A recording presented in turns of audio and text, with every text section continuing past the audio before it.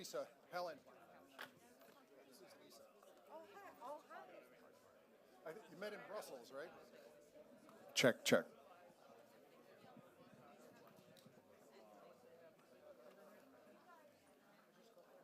Excuse me.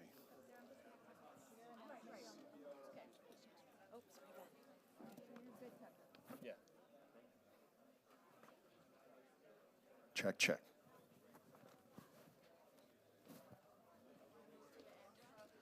Hello. Good evening.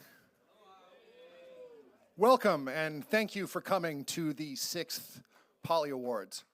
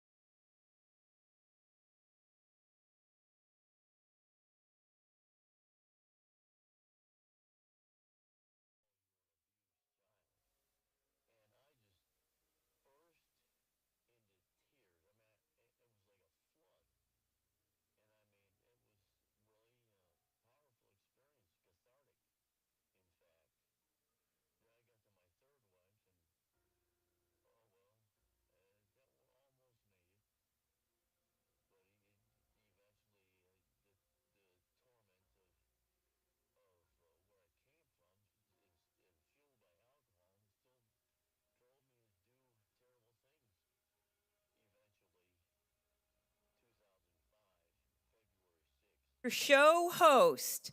Woohoo! We start the 6th annual Polly's.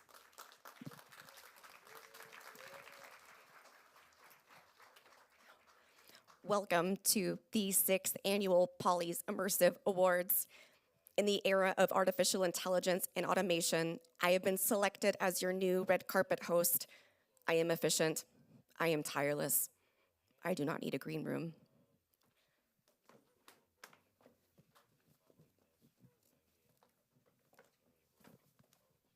All right, everyone, I am your red carpet host for the evening. Hello.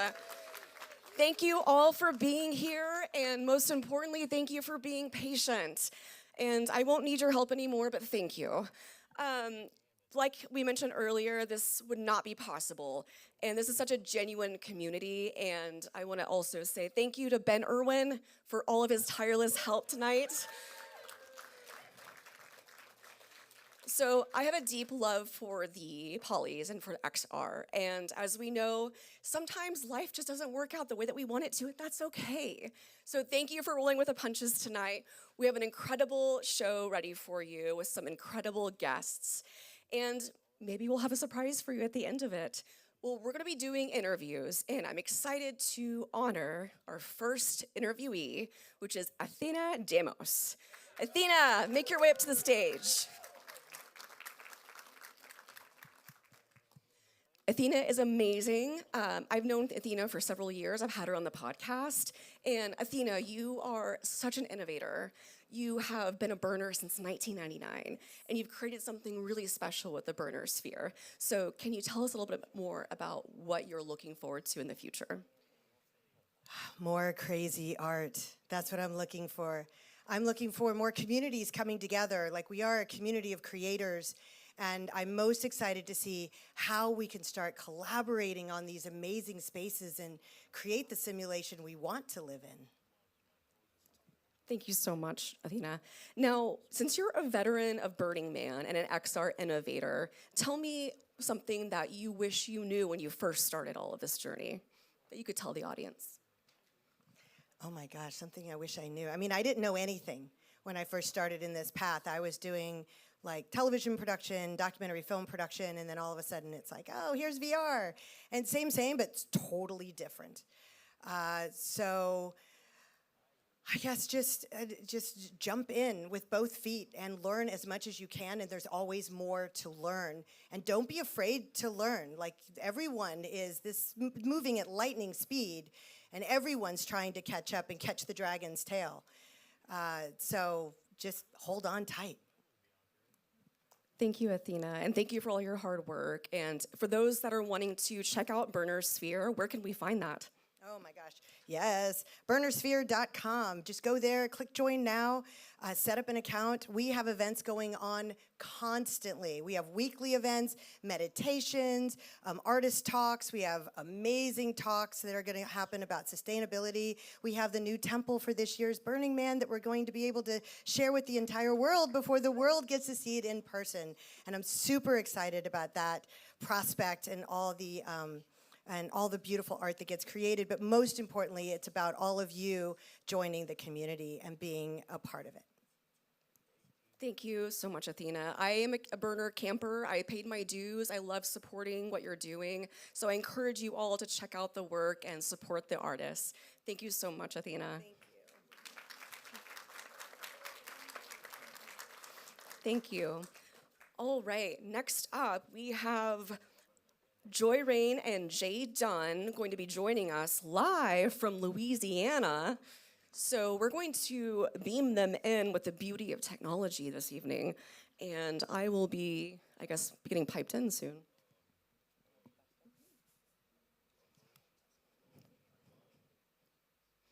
Oh, hey, there you are. Oh my gosh, hi. Welcome, Joy Rain and Jay Dunn. I'm so excited that you're here with us tonight. Congratulations, and I just want to give you your flowers because you two have been working so hard in this industry. I remember running into Joy Rain at AWE in 2022 and listening to her story, and I just am so excited for you two to be joining us virtually tonight. So I want to hear from both of you, Joy Rain and Jay Dunn. What does the XR community mean to you?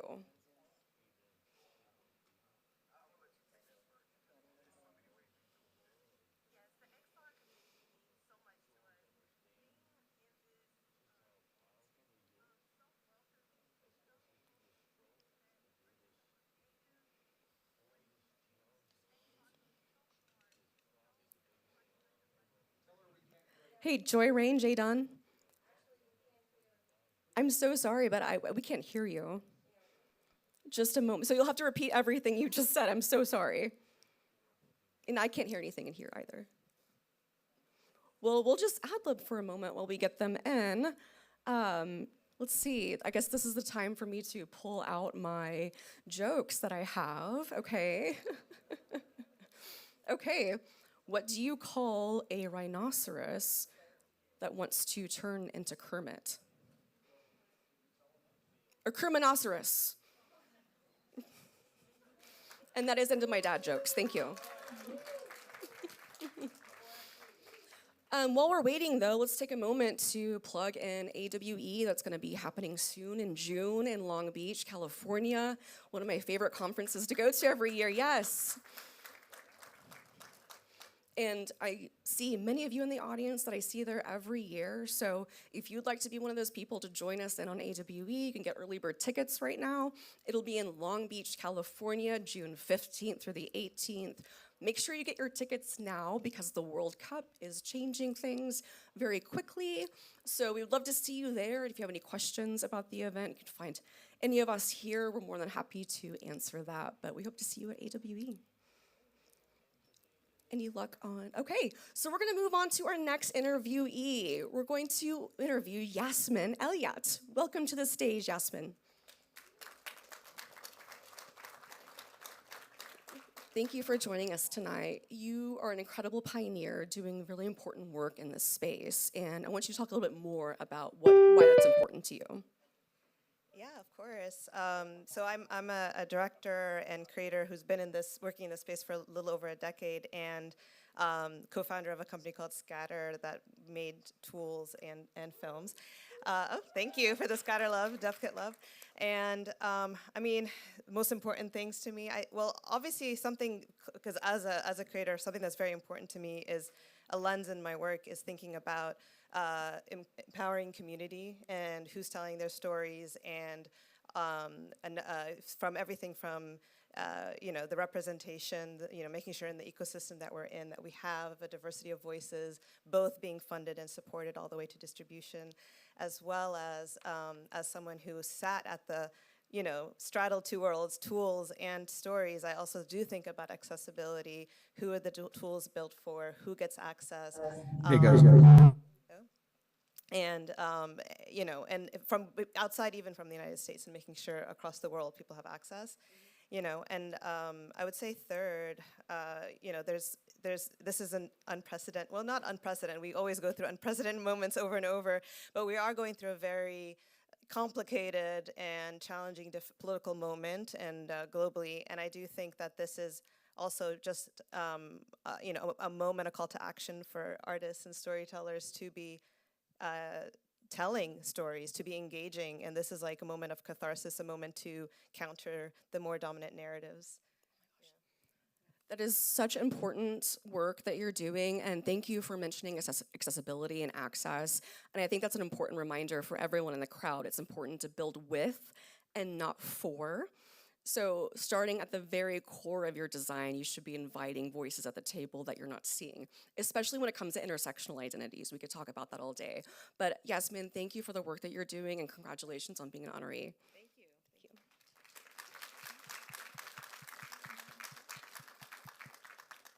All right. Next up, we have Jay Dunn and Joy Rain back with us. All right, Joy Rain and Jay Dunn. All right, can you hear us this time? Yes, we can hear you. Awesome. There you are. Thank you. So Joy Rain and Jay Dunn, you two have been in this space for quite some time, and it's been incredible to see your story arc and just how much contribution you've given to the community. And you two are such authentic, and I feel like you both bring this warmth to the community that I haven't seen in a long time. And it's so refreshing to see you at community events consistently. So I want to ask you, what does the community mean to you? Yes, the XR community means everything. This community is so full of so many creative people who has a passion for this technology, and we are so excited to be a part of it. Yeah, when we think about community, we automatically think about events like this. A lot of times people want to look at it as one dynamic, but it's so many pieces that go along with it. And so the community means everything to us. In fact, it wouldn't be no point of us doing what we're doing because it's the whole reason why we get up every single day trying to get folks to the metaverse, push XR, push VR. It's all about the community for us. I love that. And for those that are in the audience that may not be familiar with your work, can you share how they can find you and subscribe and learn more about this world that you're building? Absolutely. So you can find us at Getting Things Done on YouTube. So we cover a lot of XR, VR, MR, AR, spatial computing technologies, as well as the metaverse podcast we have called Get 'em to the Metaverse. You can also find us on social media as JDunRRP on all social medias as well We're as Joy Rain VR on all social media platforms. Awesome. So make sure you follow them because they are incredible. And let's give them another round of applause for their honorees. Oh, Thank thank y'all you. so much. Thank you for coming all the way virtually from Louisiana. It's exciting that we're able to beam you in with the beauty of technology. Absolutely. Yes. Wouldn't be nowhere else in the world. Laissez le bon temps rouler. Oh, thank you. Give it up for Joy Rain and Jay Dunn, everyone. Thank you. All right, so we have some more people we would like to talk to this evening. And next up, we have Ivan Varco and Andre. Welcome to the stage. Thank you. I have some questions for you. So we're here for Immersive, and you two have been pioneers in the space for quite some time. What does immersive mean to you? Immersive. It's very different from what we used to. Instead of looking on flat projections that we as humanity, as civilization got used over the past thousands of years, now you become a part of action, part of experience. And it's no longer passive consumption. It's all the great things you can do together with other people. Immersive storytelling is changing the way how people experience content, making them more real, more personal, and more powerful. Thank you. So I'm curious, what is next for you two? You've been working on a lot. Can you tell us a little bit about what the future looks like for you? It's more like a present now. We make this technology super accessible, democratic. So there is a live streaming in VR, basically replicates human side. The VR users can enjoy it. And so basically it's super easy right now those days to get VR videos distributed to VR fans community all over the world. We are happy to host over 100,000 users daily in VR on MetaQuest, on Apple Vision Pro, on Pico, releasing Galaxy XR. And so making videos available all over the world is not enough. So we are adding another layer of technology, making videos interactive. You can program and touch any part of the video. It's so much different from watching videos from beginning to the end like we used to. It's more of, follow your attention where your attention goes. And the most important thing, you never watch videos alone. You can do multi-user. It can be private with your friends, or there will be public servers, just like we use game servers that you can join.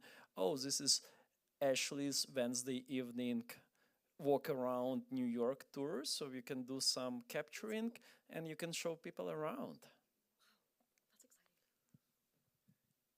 another thing that we would really like to get across to potential creators, like before, wherever you would like to create in VR, like it took some knowledge, especially in terms of post-production, how to process footage, how to stitch it. Now DOVR is becoming the place when with the one click, regardless the camera that creators use, they can process everything basically from the admin panel and with one click to release and publish the video. This is incredibly exciting because I remember being an emerging tech librarian in 2018, and what you're mentioning was impossible with just, the Rift headset. So thank you for all of the hard work that you do, and thank you for democratizing access to storytelling. I think it's really exciting to see what you're doing. So let's give them another round of applause. Thanks for a great show. Super excited. And hi to Ben. He must be busy now. Thank you so much, all. All right. So next up, we have someone who is really incredible. When I talked to him, I got to learn a lot about behind the scenes of what the Met is doing. The Met has incredible archival and passionate emerging technologies professionals behind the scenes working to create a very interesting and very immersive experience of the artifacts that are there. So I am pleased to welcome Brett Renfer from the Met.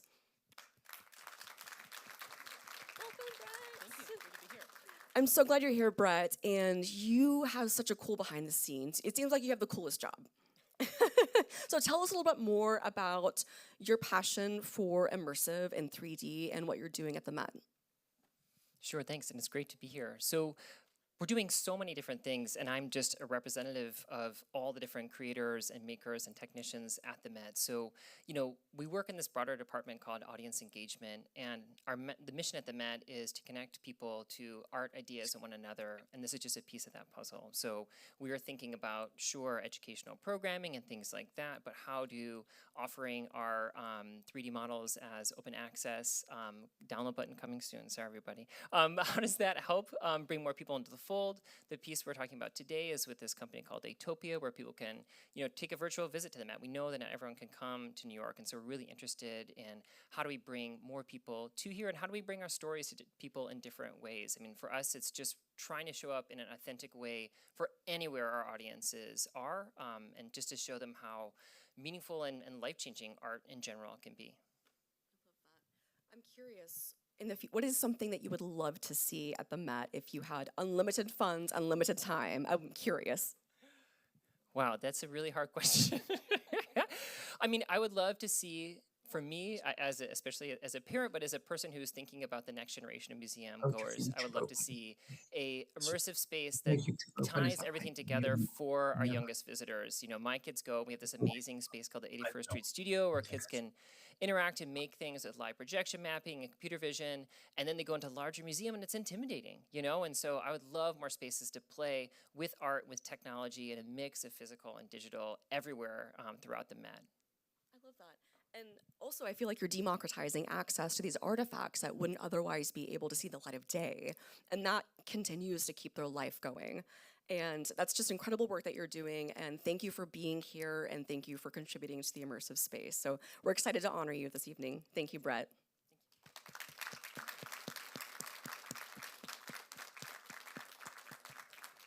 All right, next up, we would like to honor Ada Rose Cannon, who has been working behind the scenes doing some incredible work in the immersive space. And Ada Rose Cannon is joining us from California, I believe. Hi. Hi. Yeah, I'm here in Welcome. California. I'm so glad you're here, Ada. So Ada, for those in the audience that may not know a little bit about you, can you share a little bit more about you and your work and what you're passionate about right now? Hi. So I've been chair of the Immersive Web working groups for a very long time now. These are the groups in the W3C that standardize the WebXR API.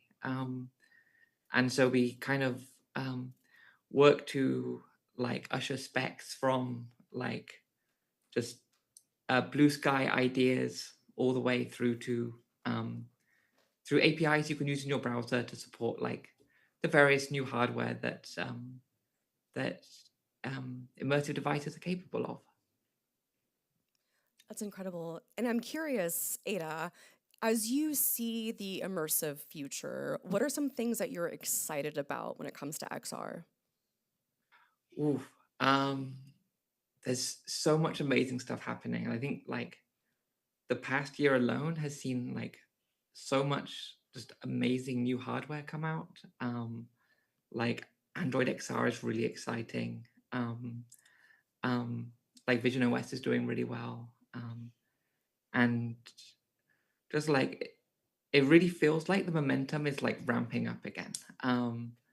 And I love to see that developers are like still engaged more than ever. And I think just as the years go by, it just gets bigger and bigger and more exciting. And I think feels like we're at the, like, I don't say the beginning, but it feels like things are beginning to get serious. And I think that's really exciting. Absolutely. Thank you, Ada. And when I was talking to you previously, you mentioned a lot of work around accessibility. And I would ask you, what is your call to action for those that are either tuning in or in the audience who might be developers, product managers, marketers who are getting into the immersive space? What would you tell them when it comes to access and accessibility? Accessibility in WebXR is an interesting one because because it's a very it's as APIs go, it's very low level. So fundamentally, it's an API that gives you access to the various sensors on the device to work out where things are and get information about the real world. And then you as a developer take that information, do some amazing work, render out some buffers with WebGL or WebGPU and present them back to the device. Which doesn't leave us a lot of room to actually put accessibility in. And so at the end of the day, it is one of those things that's up to developers to take advantage of. And I definitely don't have enough time here to go into a full dive of how to make WebXR accessible, but it's definitely a thing that's worth looking into and thinking about when building your experiences, because it's quite easy to build something that works for you as an individual, but then I think it's always worthwhile taking a step back and thinking about how a wide variety of people are going to be using your experiences. Absolutely. And for those listening, tuning in, if you're looking for resources, XR Access and XR Association both have really great developer guides that give guidance on accessibility, VPATs, things that are really important to know. But Ada, thank you so much for tuning in and thank you for all of your work. I appreciate you. Thank you so much. I'm very, very happy to be here. It's pretty amazing. All right, thank you all. So we're not done yet. We have more people to honor.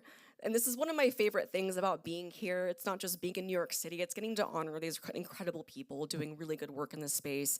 And in this day and age, it's hard to find that authenticity, that passion, and that integrity. So I'm really excited to welcome our next honoree, who's Alex Coulombe. Welcome, Alex. Woo! Alex, thank you so much for sharing the Wi-Fi earlier. But I also want to mention something that people may not have realized. You were really inclusive earlier because you verbalized what was on the screen for those that might need it. So I appreciate you doing that, and that can be really helpful, just that secondary level of access. But Alex, you do a lot of cool stuff. And for those that are in the audience, can you share a little bit more about you and your background?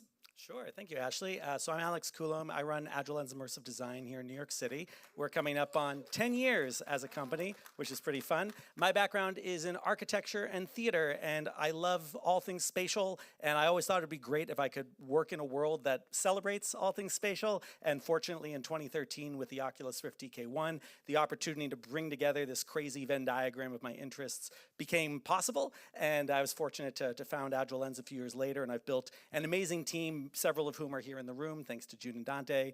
And we've been thrilled over the years to get to build projects with clients as wide and varied as Royal Caribbean to the Royal Shakespeare Company. Lots of royals. We haven't done the Queen yet, or the King, or anything like that, but yeah. That's so exciting, and I want to share with everyone, the Small Business Administration has a statistic that 80% of businesses will not make it past 5 years. And you've made it double that. So let's just give a round of applause for 10 years of running a business. That's no easy feat. So 10 years is a lot of time to see technology change and policy change and a lot of other things change. So I'm curious, what are you looking forward to in the future after the 10 years of learning that you've had? It's a great question, Ashley. For me, one of the most powerful things of this medium has always been the ways that it can bring people together. And I think as we see mixed reality evolving more and more in the future as something that people can share as part of being in the same space, like what we get to do tonight with the mixed reality Polly's experience, that to me is particularly exciting. You know, for 5 years, we've been involved with a lot of virtual theater shows, inspired by our friends like Athena and her team with everything with Burning Man, our friends at the Ferryman Collective over in VR Chat, and Tender Claws with the Underpresents. And what we've done with Christmas Carol has similarly been this very wonderful virtual reality way to connect people from around the world. And now using this new platform we're building called Stage Presence, which we're using for tonight's show, we're trying to find a way to also bring people together for shared mixed reality experiences so that not only can you see the same digital content together, but you can do it in the same space while relating it to the real world. And I think as glasses become lighter and the capabilities of AR and co-location become more capable, yeah, we got some confetti going on here to celebrate. I think all of this is incredibly exciting for the future and how this technology brings us closer together and gives us more powerful shared experiences. Thank you so much for that. I'm jazzed and excited about what the future holds, and thank you for being a part of the Polys. Obviously, we couldn't do it without you. So I'm curious, if you were to go back in time and give yourself one piece of advice when you started this in the immersive space, what would that be?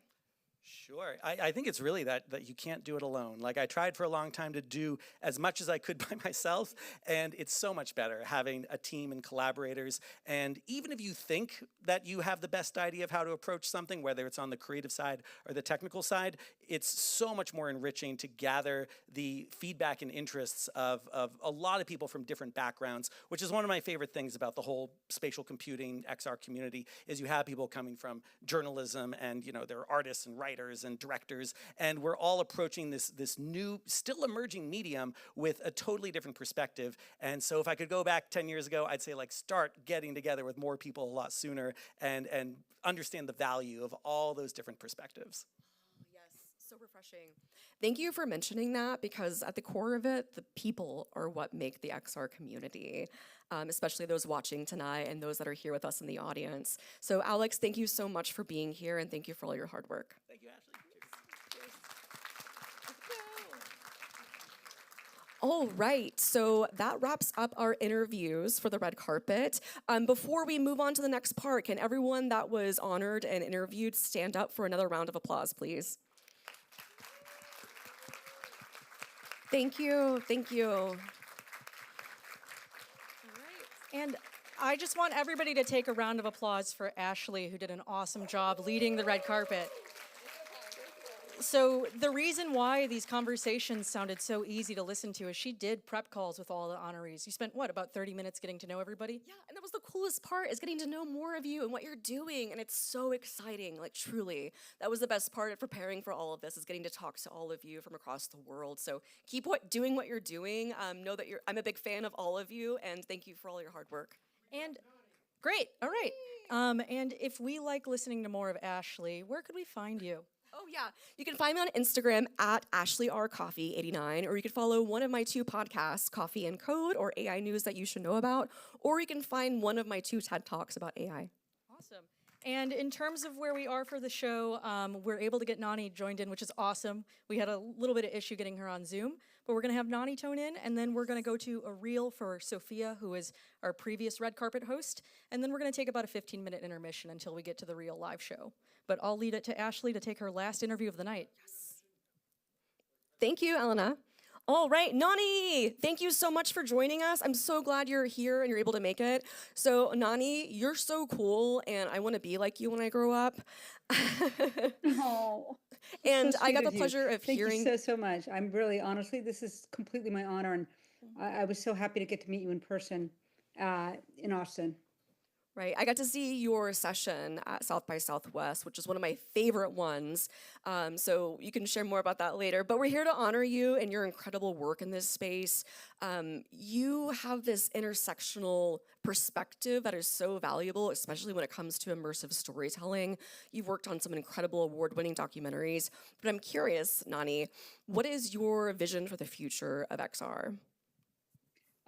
Hey, Ashley, your audio's a little bit muddled with somebody else. So could you repeat that kindly? I'm so sorry. I couldn't quite understand you. That's quite all right. Can you hear me now? Testing, testing, 1, 2, 3. Can you hear me now? I can. It's just a little bit kind of muted and muddled, but that's all right. I think I got it. You were asking me about the vision for the future, right? Yes, vision for the future of XR, Nani. Of XR. Well, one of the things that I think we're going to find, we obviously had made big breakthroughs with pass-through. We're obviously the, AR glasses are promised right now is more spatial with smaller screens. But so I really believe that the future of XR is going to be one in which we are more integrated, in a system that's both will go dark, like going to movie theater, but also I think we're going to be more integrated with nature. That because our glasses and our real world surroundings are going to become more available to us, my guess is we're going to be able to use it to entice people to plant more trees. So that's my dream, the solar punk future. But I think that XR, we're at a very interesting moment where I think we can decide, what does it mean for WebXR? What does it mean for something that is really much more of a natural onboarding and offers opportunities for more people to tell their stories? I've worked so hard to try to diversify what's been kind of a monoculture of who gets to work in this space. And it's been really exciting to see the progress. Thank you, Nani. And so you teach, and I want to ask you a question. What is your advice to those that are looking to get into the immersive field and get into this work? I know it can kind of seem volatile right now with all of the headlines about the metaverse is dead. It's not dead. What is your advice to those younger generations, Nani? I know the metaverse is dead. Long live the metaverse. So I think I've said that I don't know how many times over the last 10 years. The deal is that when certain larger institutions or companies come in and sort of try to create a metaverse that they envision versus it having this organic thing, particularly when, we as individuals participate in the space and are the ones who are going to really drive it. And if we don't really have a voice in helping create what's going to be our metaverse, what's going to be our digital selves, how are we connect, what are our protections, does our avatars have legal rights, how is all that going to go down? So I think that that's going to be the way that we're going to see something much more organically pop up. Not surprisingly, it'll probably get purchased by a larger company, but at this point, everything's been pretty top down. We've had a few companies, of course, like Engage and others who've remained sort of independent. But I think it's really the WebXR, arrival is a lot of fun, and the real barrier to entry is the fact that we just don't have this cross-platform way that we can carry ourselves to whatever place we go. It doesn't really matter with your email where you go. You can be writing to any company in the world, or if you go to any website, it doesn't really matter. You're just going to enter this one URL. But right now, to get into spaces that are spatial, there's just so many walled gardens. And I think at some point, I got into teaching. When I got asked by Arizona State University to run this new program on narrative and emerging media, I had worked at Emblematic for so many years, running this company, and I would try to have these interns every summer, but it'd only be a couple. We couldn't really afford it. We couldn't, not only just money, but the time. But the one thing about having a program like this is that I really have been able to shift who's working and thinking, et cetera, in the space. And I think that's going to have the impact that we all want on seeing the kind of metaverse that we hope to all participate in. I couldn't agree more. Thank you, Nani. So one last question for you with the audience as well. I'm curious, what are you working on that you're excited to talk about right now? Well, I think there's a lot of us who are super excited about Gaussian splats and how we're going to start to use those in WebXR and the integration with AI. The fact that we can use AI to help us make spatial content. You've got, Apple Sharp now. Meta has released the code for the Meta glasses, and you can just go in and ask for Claude Code to help you design your own spatial content. So the AI layer is incredibly exciting, but on top of that, the Gaussian splat system, where we're able to really just convert real world images and video into content. So into completely 3D and 4-dimensional content, the kind of content you can look at on your screen or phone or a headset, walk around. That's what I'm talking about when you're able to move from space to space as who you are. That's super, super exciting to me. We are working on an open source 4D Gaussian splat system, i.e. making basically holograms. I mean, they're not really holograms, but if you can think of it that way. We hope to be releasing that code soon. And then I'm still pottering along with reach.love in order to try to make people understand the basic principles of how to design spatial content across devices. That's so cool. Nani, thank you so much for zooming in with us today, and thanks for being patient. And more importantly, thank you for the work that you do in this space. For those that are listening or tuning in, where can they go to find more of your work? Thank you, Ashley. It was and Ben and everybody at the Polys. Honestly, I really could not appreciate this more. I wish I could be there with you physically in person, but again, thank you so much for having me. Thank you so much, Nani.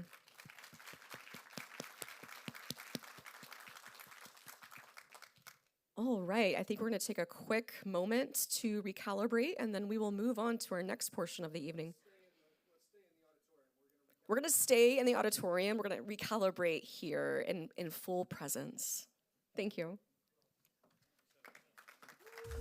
Hi, everyone. I'm Sophia Mashasha, your host for the virtual red carpet. I'm your virtual red carpet host, Sophia Mashasha. I'm your virtual red carpet host, Sophia Mashasha. I'm Sophia Mashasha, and I'm your red carpet host. I'm Sophia Mashasha, your red carpet host. Oh, Alex, what an entrance. Raya Rashid joining us all the way from Dubai. Kristen joining us all the way from Trinidad. Hi, Evo. We're not strangers. Not anymore, we're not. Chaos Princess. Hey, Sophia. Ricardo Cabello, Mr. Dude. Hey, Sean, how you doing? Hi, Sophia. Sonia Haskins.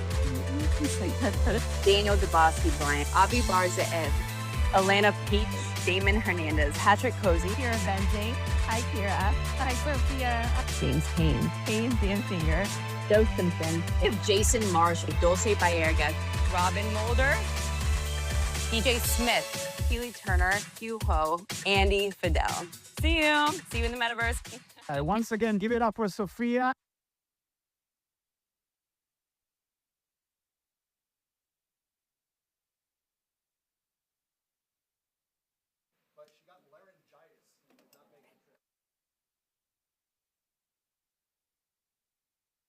And then actually, I think we might be ready to get into it. So we're going to give it off to our new host for this year's 6th annual Polys.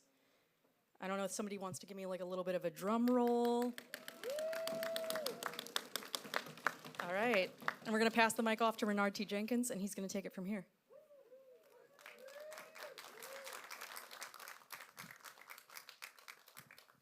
Good evening, everyone. Good evening. Thank you so much for being patient with us as we kind of work through things and get this going. So let's go. Hello and welcome to the 6th annual Polys Immersive Awards. I'm Renard T. Jenkins, your host. And I want to give a huge shout out to my co-conspirator, partner in crime, Ashley Coffey, for all things XR, and also for just doing a great job on the red carpet. Last Sunday, yeah, let's give it up for Ashley. Let's give it up for Ashley.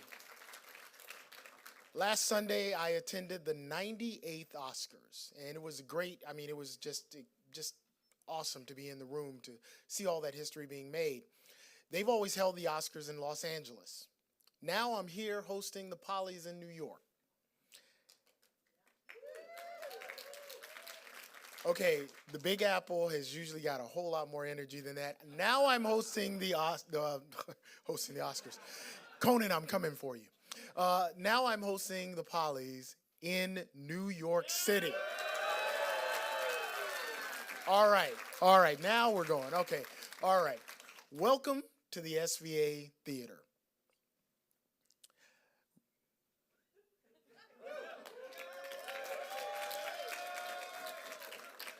All right.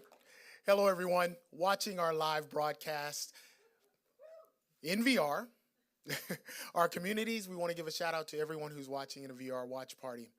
Now you know your industry is a nascent industry when you come to a gala of this magnitude and the limos parked outside are city bikes. So we want to get started and we really want to jump in. Yes, folks, look, even though we've been at this for a while, these are still really early times. Despite the shakeups we've seen in the XR industry over the last year, we're unshaken. None of this is new to us.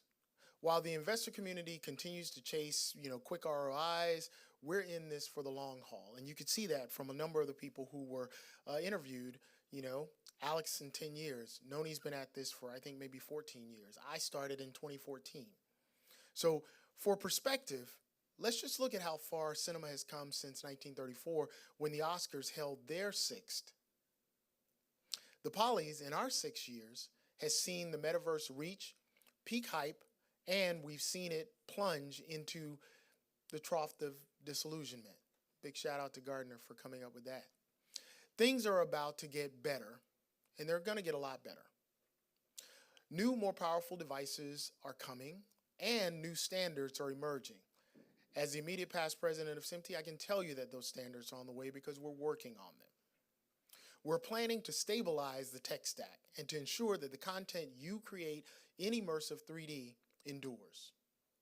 This is a reminder and the message of hope we bring to you tonight, that humanity and human creativity endures, and technology is here to enhance the human and to be a part of keeping the human in the loop. That's what we're here to celebrate. We use art to tell stories, and we use stories to create art, to entertain and to educate. I'm a big believer that humans create, technology generates. There's a big difference between the two. Immersive 3D media is in its new art form. So I want to say rise to the artists, and I want to say rise to the storytellers, because you're crafting the inspiration and experiences for our future. We see you, we love you, and most of all, right now in this time, we need you. Let's hear it for the builders. All right, the Pollies are native to this medium. This is where they live. This is what they do. And every year we strive to integrate experiential tech into the traditional format of an award. The team at Agile Lens is bringing us a mixed reality audience experience that is breaking the boundaries of this physical auditorium. Members of the in-person audience have the special mixed reality view that we're also feeding into the broadcast. So put your headsets on, everybody. This is when you can start to use your battery, all right?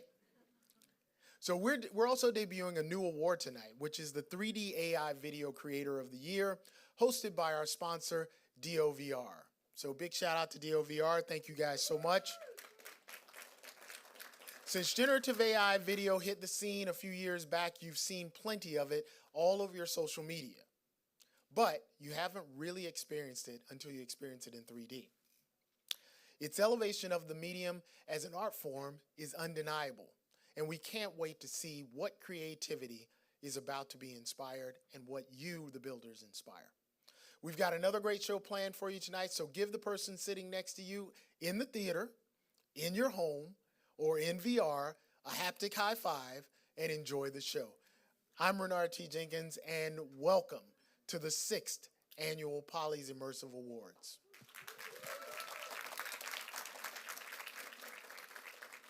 So, thanks for joining us, and keep in mind our tradition here has always been to kick off the show to talk about why we do this actual show. What's the reason? What's the why?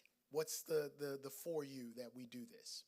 Please meet our ambassador to the 6 Polys, the executive director of the Academy of Immersive Arts and Sciences, Allison Morano.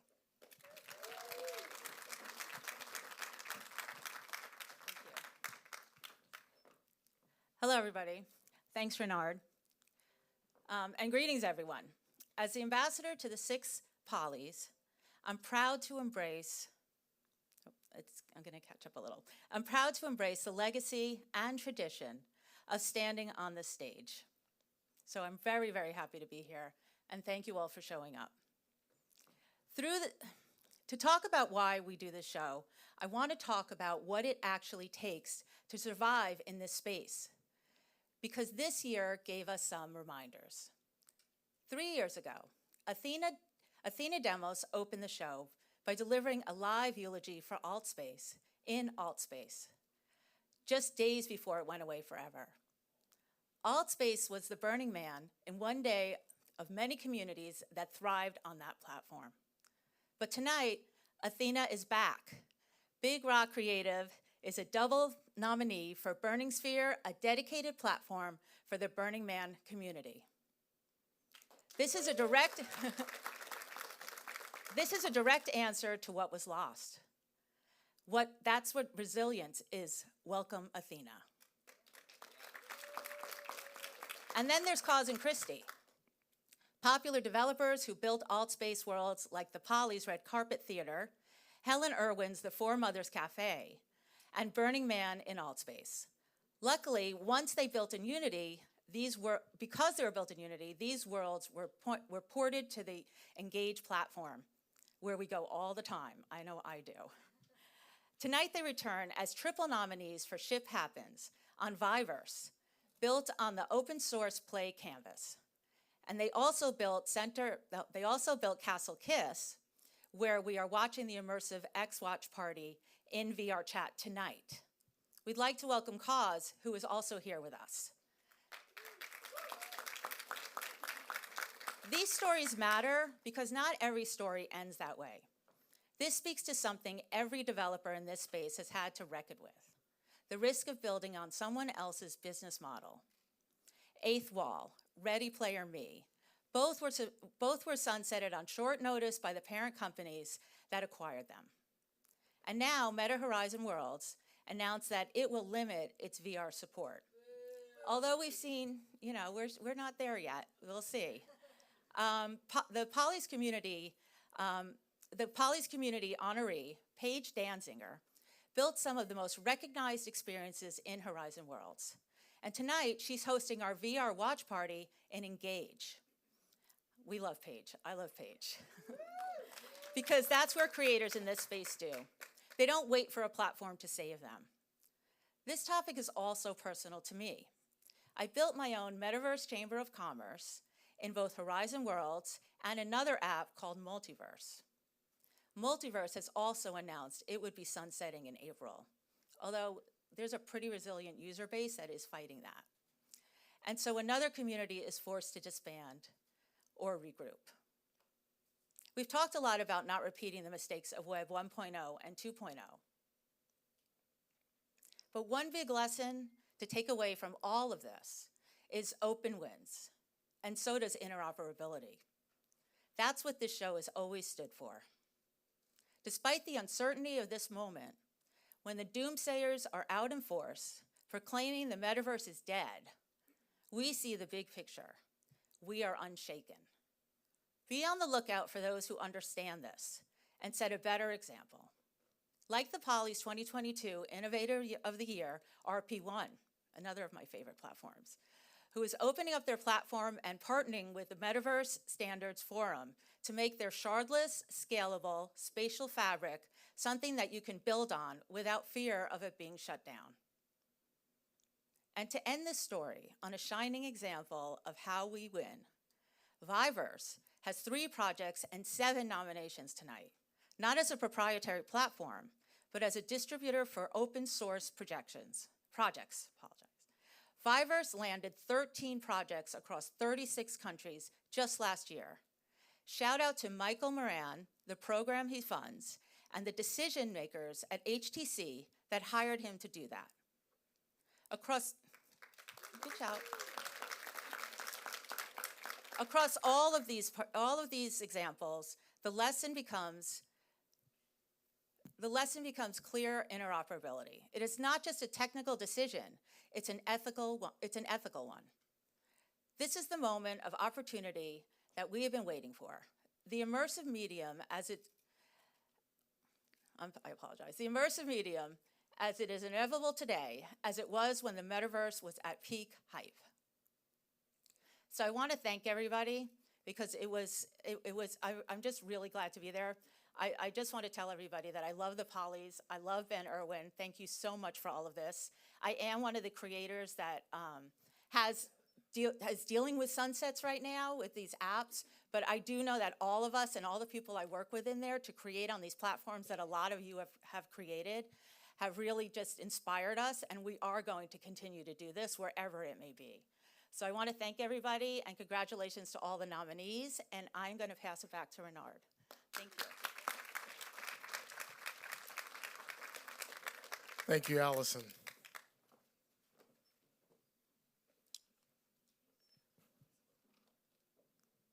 So, last year we debuted a new Poly, Splat of the Year.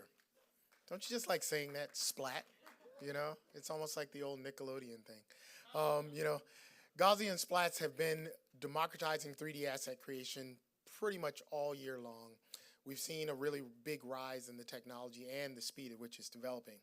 In partnership with Arrival Space, a web XR platform with unique features to upload and showcase splats, 28 splats were selected from among this year's entries as semifinalists open to public viewing. And 7 were upvoted to become this year's Splat of the Year nominees. Now, I'm pleased to welcome Scott Stein, or as I like to say, Scott Stein, editor-at-large at CNET, who's covering the immersive tech and who's here to present Splat of the Year for us. Thank you, Renard. Hey, everyone. I usually improvise videos at CNET, so I'm working off teleprompter, bear with me. Yeah, I'm wild about splats myself, and my wife does not know what I'm talking about when I said I'm going to be giving a best splat. But that's the fun of it. Are splats just a fad? I don't think so, because I've seen more and more of it in the past year, and I've been waiting for more of it. But 3D compression algorithms with fun little names, they don't come around that often. And that's one fun part of it. But the other part is that they're becoming standardized in only a period of 2 years, which we're going to talk about, you know, open source and how do you get to things that everyone can use. That's promising. The Kronos Group is the standards body responsible for the 3D graphics APIs that power this medium. And they're one of our supporters tonight. So thank you, Kronos.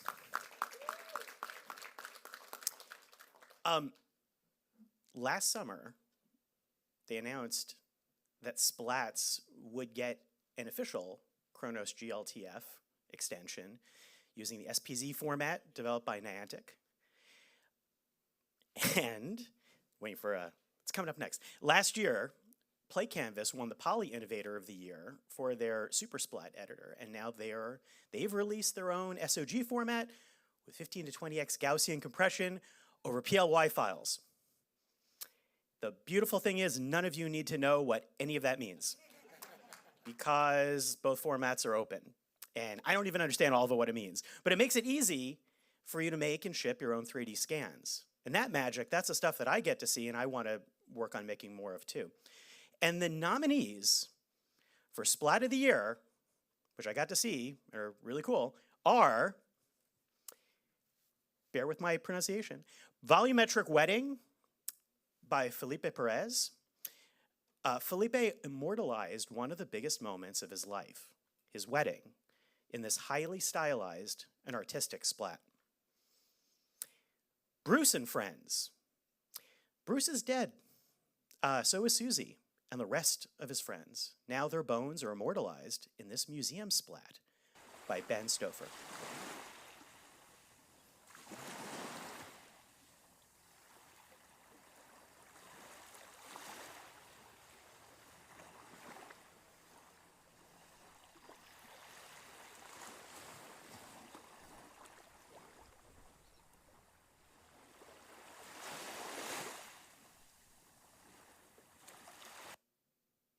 Imaginary Worlds by Stephen Ryan.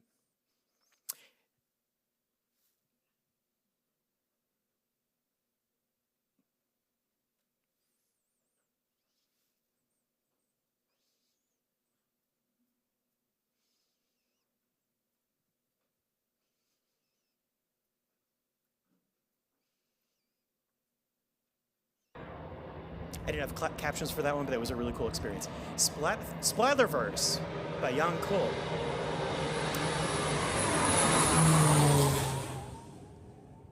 I got to try this one earlier. There are multiple levels to it, which is wild. They're overlaid on top of each other, and it's particularly unique, including little video views. So you kind of go and explore. Farkirk Keffermarket by Christoph Schendelar. A stunning walk through a church that is incredibly detailed. It really feels like you are there.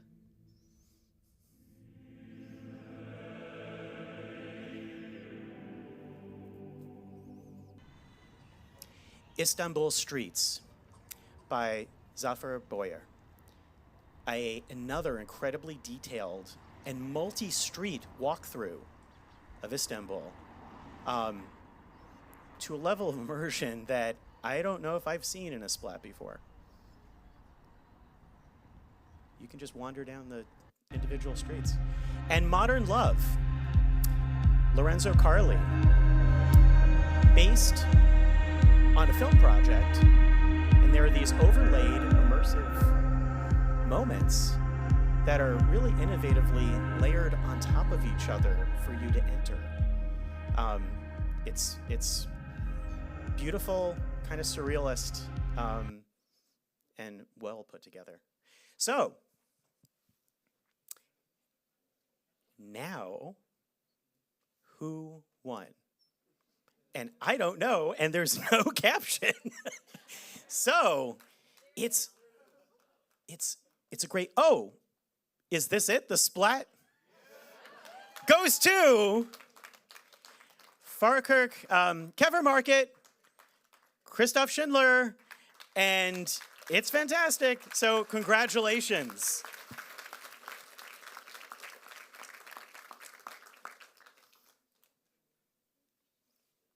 Congrats.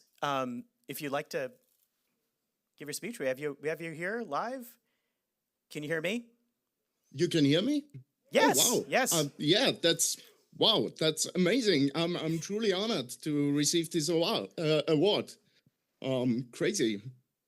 Yeah, well, I mean, Keffermark Church, I think, is a special scan that happened 2025. Initially we made it as a technical evaluation for a much bigger project.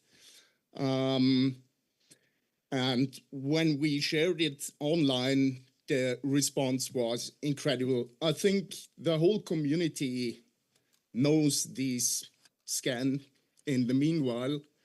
And it counts kind of sets a milestone in Gaussian splatting history somehow. Wow, it's really cool. We won the award. I really have to thank the guys involved in the project. I mean, there was Florian Butcher, Jean-Claude Grieco, and Kurt Brandstetter, who made this scan possible in the end. So thank you for your trust and your cooperation. Thank you very much for making it. Congratulations. Yeah, I'm glad I made it. And yeah, I mean, look, technically, that was back in time when we didn't have any X-Grids, scanner, or automated solution. So it was basically produced with one single Sony camera. And yeah, thanks to Arrival Space, this super amazing platform, it turned into a very immersive experience. I can confirm, it really feels like you are there. And that was the purpose. Because, I mean, this project is not just entertainment. We are aiming for making extraordinary heritage locations accessible for everyone. And I think that's yeah, a really cool goal in the end. And at the same time, we also preserve heritage. So that's, yeah, two flies with one clap, so to say. Well, thank you so much. And again, congratulations. More splats, more splats. I'm going to pass the microphone back over to Renard. Thank you. Thanks so much. And yes, splats are actually making a big impact in our industry, not just in XR in this space, but also in the television as well in the film space. We're excited to see where this is going to go, and the fact that you can actually create realistic environments that can then be used in a volumetric capture, that's going to be something that can save a little bit of time. So now we're off to our next thing. Our Unbudsperson of the Year honor is our annual recognition of people whose work considers the ethical impact of how we use immersive technology. Noni De La Peña, who some of you had the opportunity to see a little bit earlier, is this year's honoree for her pioneering work in the immersive journalism space. Now Noni is about to get her poly. Today we have a special treat from our team at Agile Lens Immersive Design. They have this special mixed reality presentation to share with you, narrated by AWE founder Ori Ibar. Welcome, Ori. But first, we have the fifth Unbudsperson to present the award live from the UK. One of my favorites. Ingrid, are you there? Can you hear me? I can hear you, Ingrid, and love the accent and happy that you're here with us. So thank you so much. Thank you. It's great to sort of be here with you all. I wish I was actually there in person. Yeah, and I just want to say the tradition of Polly's honorees choosing their success has meant so much to me when I was named by Michaela Mantegna last year. And it means even more now that it's my turn to pay it forward and bestow this honor upon someone I truly, truly admire, Noni De La Peña. I've been a fan of her work for almost 20 years now, which is crazy to me. She's been a huge source of inspiration in my own work, and she recognized really early on how transformative this medium can be.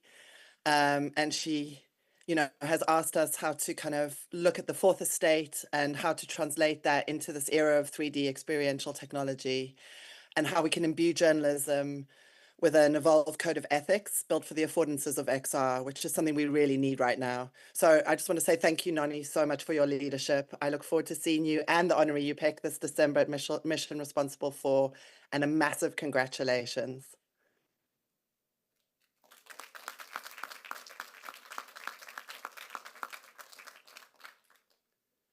Give it up one more time to Renard Jenkins.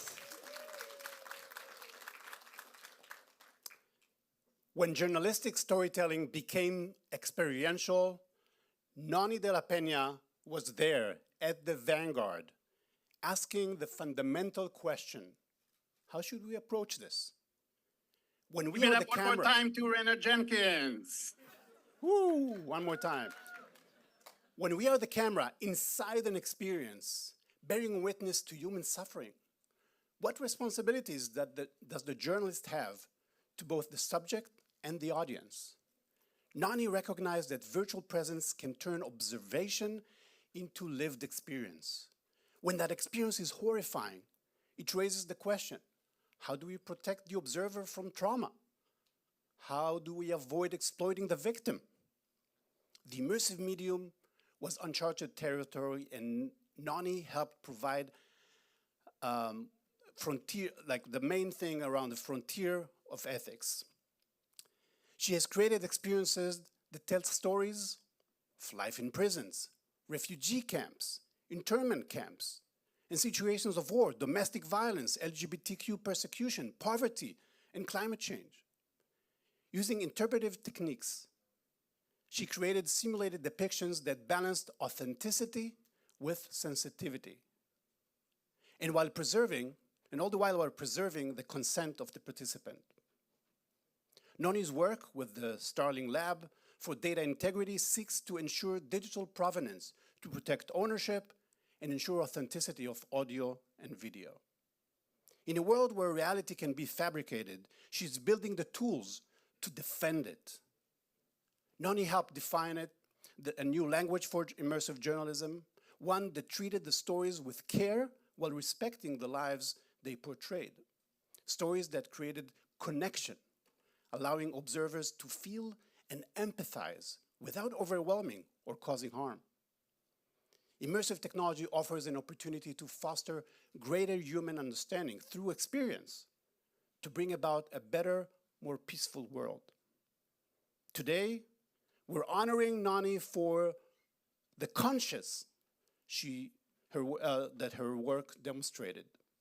And tomorrow, we look to follow her example as she challenges XR community to use this power for good, to educate, to empower, and to bring about peace. Congratulations, Nani, and thank you. Thank you very much, Laurie. What an incredible, incredible honor between amazing people like you and Ingrid. I'm really incredibly touched. I wish I was there in person with you. It's hard right now trying to grow the next generation of creators and be able to travel as much as sometimes we still need to.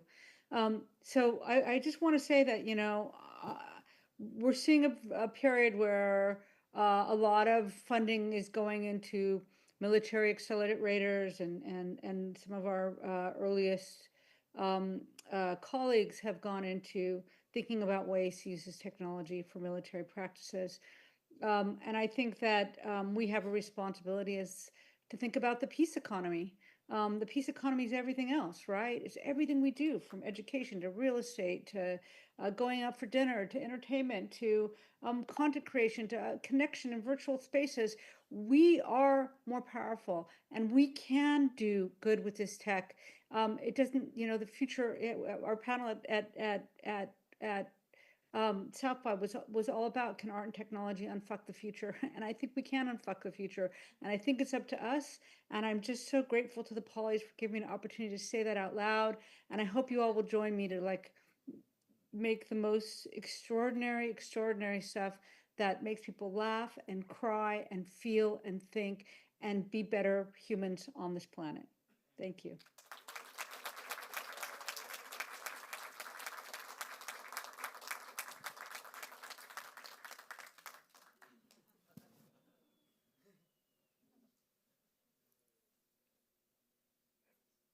I think it's, we have a reel, right?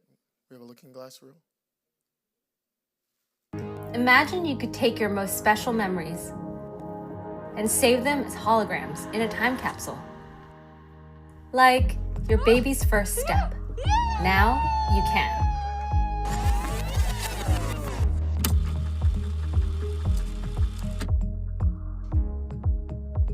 works with any camera you already own, with images and videos you already have, even the ones from long ago. This is Musubi by Looking Glass, a holographic time capsule connecting the future with the past.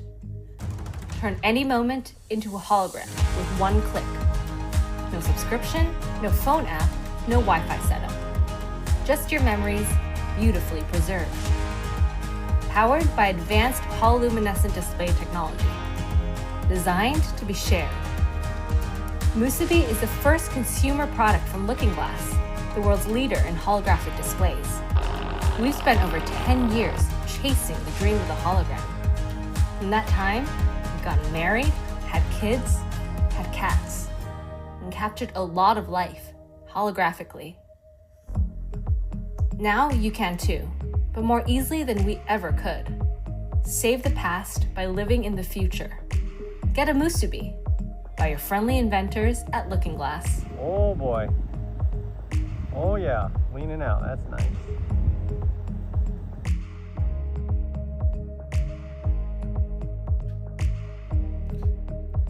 Thank you again to Looking Glass for sponsoring our winners and our honorees by enshrining our trophy in this beautiful holographic display for the 4th year in a row. The Polly's Game of the Year category should really be called Game Experience of the Year. Nominations for this award always have been an eclectic mix. We put creations by well-resourced studios up against indie creators who deserve recognition for making gamified art. Now, to introduce Game of the Year is a community leader in the XR space who worked closely with game developers at Spatial and Meta. Please welcome Jake Steinerman.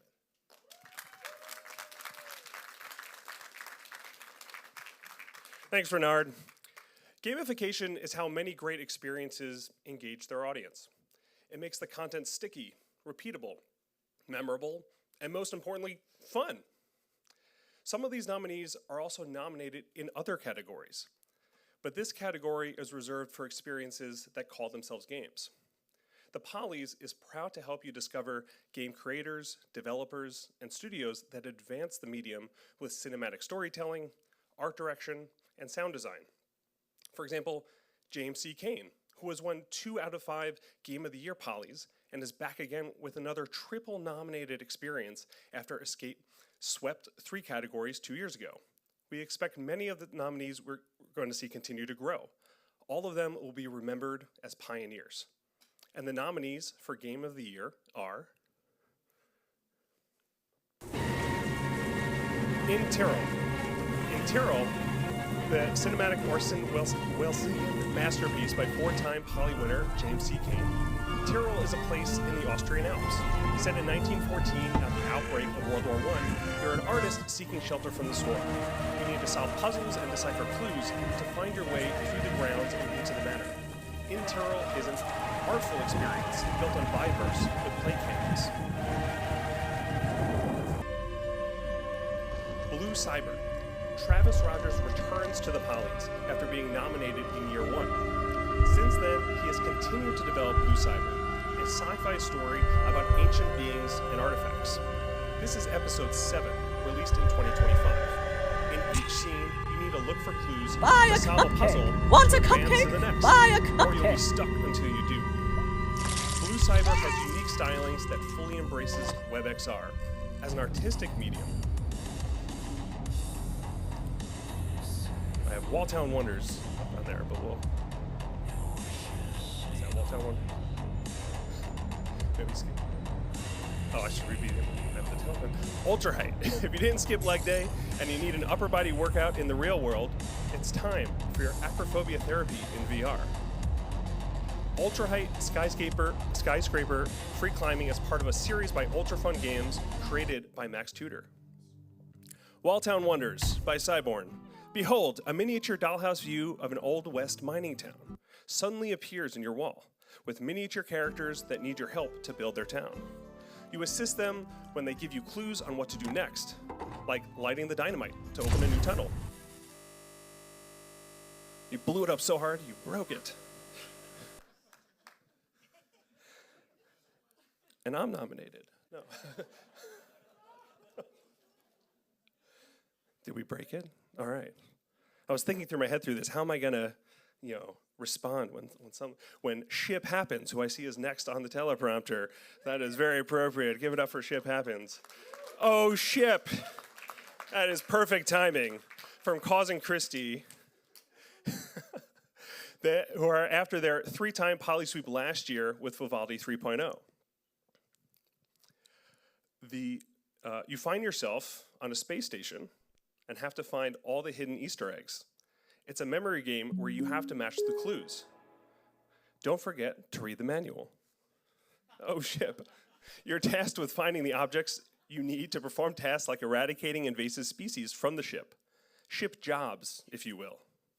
All right, and now, the winner of Game of the Year is Stand By, which wasn't one of the nominees. I'm kidding.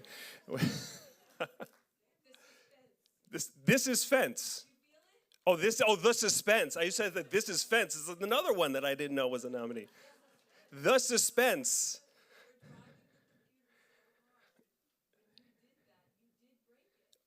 I have that ability on computers. What can I say? It's you. You're an amazing QA. Give it up for our QA team.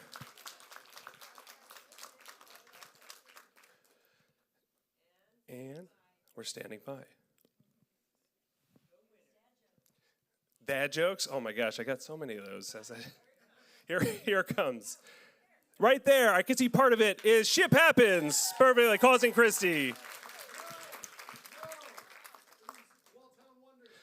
Oh, it's classic Oscar fashion. It is not, it is Walltown Wonders. Give it up for Walltown Wonders, everybody. Are they here in the house? Oh, they're here on Zoom. Congratulations on winning Game of the Year. Can you hear us? Oh, Ship. It's still Ship. It should go to Oh Ship just because of the technical glitches and how much I'm using that. We know, yeah, congratulations to Entertainment. I get to 2 for 1. Hi, thank you. Thanks so much. It looks like there's quite a big delay over here. I'm all the way from Belgium. Amazing, amazing. Thank you for joining us from across the ocean, and congratulations on winning Game of the Year. How does it feel? Wait, 3, 2, 4. He's speechless. All right. So thanks so much, everyone. I'd like to take this opportunity mostly to thank the entire team who worked very hard on this experience, and we are super grateful, first of all, for being invited to this event, and now for actually winning this prize. Yeah, I think it means a lot for XR becoming like a more mainstream medium as for gaming, and we're happy that we are part of it. Thanks so much. Congratulations. Walltown Wonders, everybody. Now I'll hand it back to Renard. Jake did a great job, didn't he? Wasn't he, Jake? Jake was under a lot of pressure just now, and he did a really, really, really good job. So thank you, Jake. Thanks so much. Let's keep things moving. Oh, well, we won't keep moving too fast here. All right. Developers are the unsung heroes of the tech world. We all know that. They're sort of like editors in the film world. You know, they sit in dark rooms, they drink a lot of high-powered energy drinks, and they keep moving no matter what happens. So we're already, we didn't have enough going on this year, but we didn't have as many nominees as we expected. However, in the 11th hour, in the 11th hour,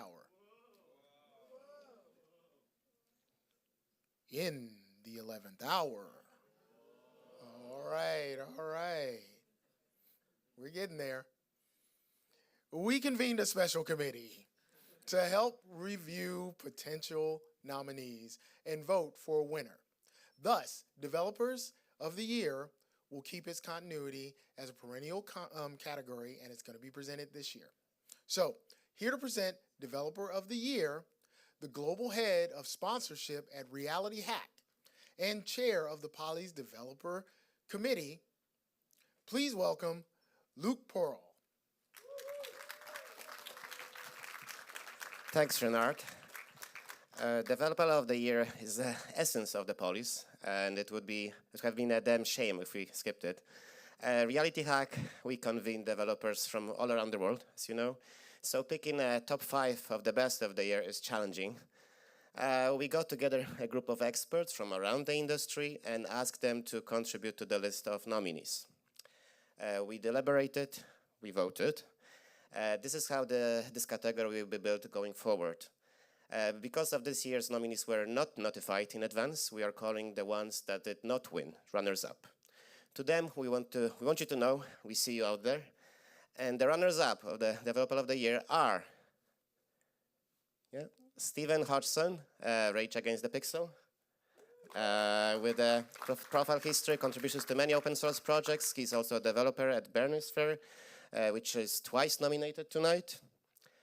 Sally Slade. Sally is a lead developer of Genies, the open source avatar platform that recently released the SDK under the Apache license. Vincent Fretin has contributed to many A-Frame and GLTF-related open source projects. He has 123 repos on GitHub and has, forked and contributed to. Johannes Charn stands out as pursuing the boundaries of AR, building immersive systems that are not just visually compelling, but also technically robust and scalable. And the winner of the Developer of the Year is Robert Coville. XR Dev Rob is an XR engineer who was lead contributor. Quest Camera Kit, the Quest pass-through camera API for advanced AR, VR vision tracking, and shader effects. So congratulations, Robert. Well done.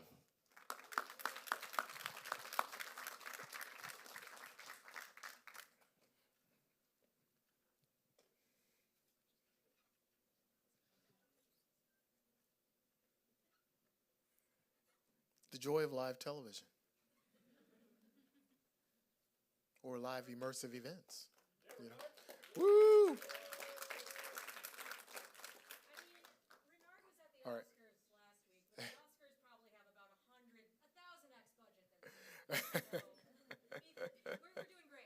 We're doing just fine.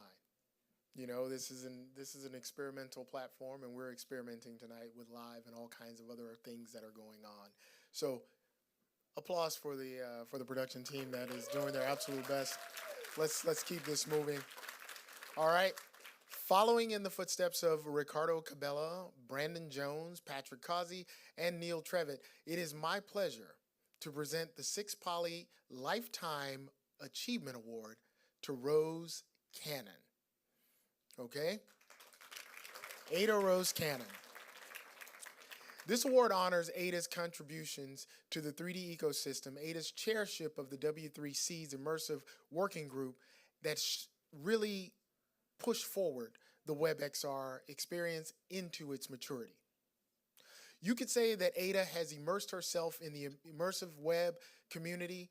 She has guided the launches of new hardware capabilities like hand tracking, camera APIs, spatial scanning. Ada has been at the forefront of the entire community for some time, publishing numerous tutorials and demonstrations. Ada's work has empowered creators to build and deploy VR and AR experiences in web browsers, making them accessible in headsets, desktops, and mobile environments. So thank you, Ada, for your consistent leadership in making WebXR what it is today. Ken, I think that was your line. We're here. Ada There you is go. a very passionate, enthusiastic supporter of the... I'm taking the honor of presenting this lovely award to Ada. Thank you very much, Ada, for all your work in the WebXR community over the many years. Thank you so much. They got time for a few words, so I'm gonna, receiving this award is deeply meaningful to me. Not just to me personally, but it's a reflection of the work and spirit of a whole community. Because there's no WebXR without all the people building WebXR experiences. I remember when the work on WebVR began, it was just an experimental API that eventually would grow into what we now know as WebXR. And what I remember most about that time wasn't just the technology, it was the energy of the community. There was this real sense of excitement. Virtual reality was this huge new capability for the web. And the joy of exploration and sharing in that moment was unlike anything I'd felt before. The 2016 W3C workshop on web and virtual reality signaled the serious commitment to virtual reality on the web. And it was there I met many of the people I still work with today. And I'm incredibly grateful to them for starting this monumental effort. In 2018, I was asked to chair and help found the Immersive Web Working Group to develop a successor to WebVR, one which would stand the test of time. This was one of the most meaningful moments of my professional life. A lot of trust was placed in me, and it really felt like a huge responsibility to ensure the success of VR and AR on the web. Now, after nearly 8 years of helping guide this group, I hope I've shown that their faith in me was well placed. What's been most rewarding, though, is watching this community grow. From that early burst of excitement through the transition from WebVR to WebXR, to today, where it feels like there's more activity and energy than at any point in its history. And what makes me happiest is that the original feeling, that sense of possibility, is still here. It never really went away. We have people building with brand new frameworks alongside tools that have been around since the beginning, ones which are still evolving today. There was a time when I knew every WebXR developer, when I tried every WebXR experience made, and I held on to that for as long as I possibly could. But we've long since passed where that's a possible thing to do. And honestly, that's an excellent problem to have. Now I get to discover amazing projects that take me by surprise, things that I had no idea existed, and that's a joy. I'm so pleased that the excitement has spread further than I can see. And while I do sometimes miss that close connection with every developer and every experience, I'm so happy to see how this community supports itself, sharing knowledge and lifting each other up, and helping each other build better experiences. That said, I've noticed a shift over the last couple of years. More developers seem to be turning inward. The powerful language models have made it possible to build incredible things without deep expertise in every tool. And that is genuinely exciting. It's lowered the barrier to entry and helped new people try WebXR for the first time. Because getting started in WebXR isn't easy. That leg up really makes a difference. But there's a trade-off. These tools make it feel like you're supposed to do everything alone. And XR experiences are so much more than just code. The best ones bring together design, storytelling, interaction, performance. There's so many different skills. And you don't have to do all that by yourself. And you shouldn't. So I want to remind everyone here today, the community is here, it's active, it's welcoming, and it wants to help. The best ideas, the ones that really move things forward, come from conversations, from sharing your early thoughts and getting feedback, and building on top of each other's work. So if you're just getting started with WebXR, or even if you've been working in it for a while and haven't really reached out, do it. Talk to people. Share what you're building, build connections. Because that's how this space grew into what it is today. And it's how it's going to keep growing. So thank you so much, and best wishes everyone for the future.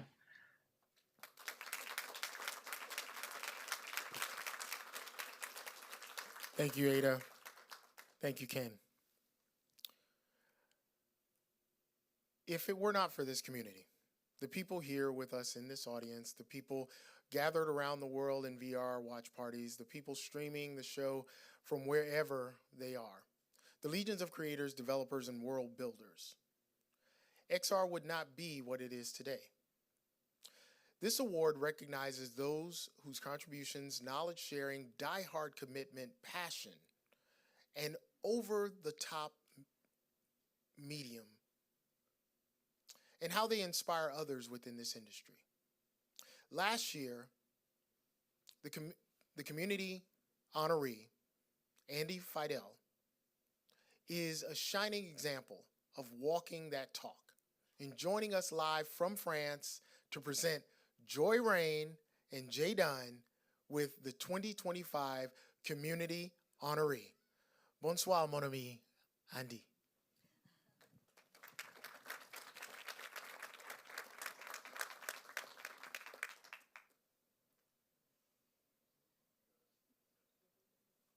Joy Rain and Jay Dunn with the 2025 Community Honoree. Bonsoir, mon ami. Can you hear us, Andy? Merci, Renard. Merci.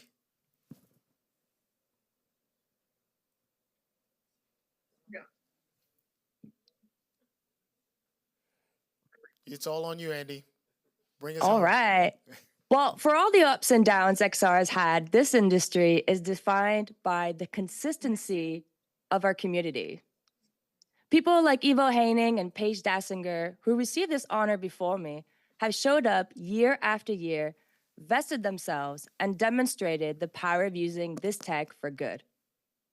Now, I have that honor of selecting the next Poly Community Honoree, and my choice felt, well, it felt really clear. Joy Rain and Jay Dunn are two entrepreneurs and XR evangelists who live and breathe the love of this tech. A power team who are out there every single day spreading that love. They're Getting It Done YouTube channel and Get Them to the Metaverse podcast. It brings that contagious enthusiasm we need to grow our audience and expand this community. They help show the world what immersive tech is capable of.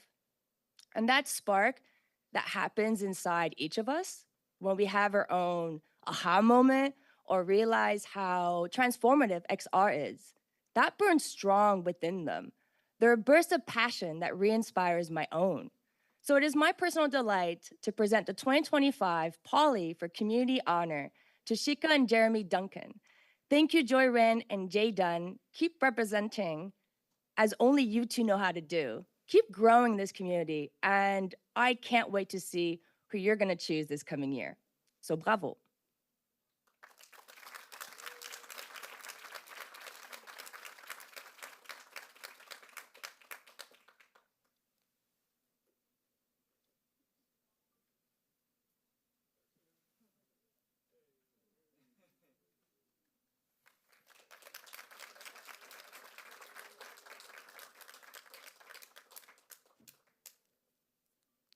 Thank you so much, Joy Andy, Jay Dunn. and thank you so much to the Polys for this incredible award that we have right here.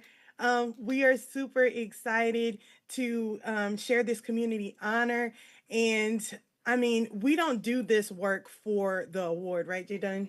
No, we do not do this award for it's one of those things where we don't take this time for granted, and we constantly look at what's happening in the community and what's being built.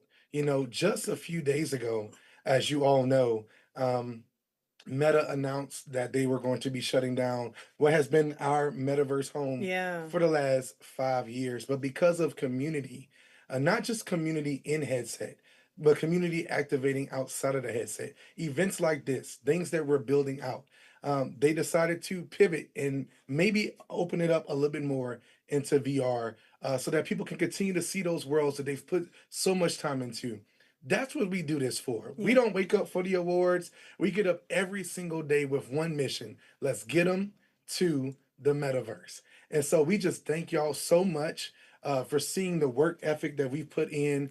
The second we put a headset on, the first moment we had to share it. I shared it with her, and now we share it with the world. Yes, and we want to make sure that this technology is for everyone. And so we want to share our love for it so we can continue to get them to the metaverse. That's right. So thank y'all so much.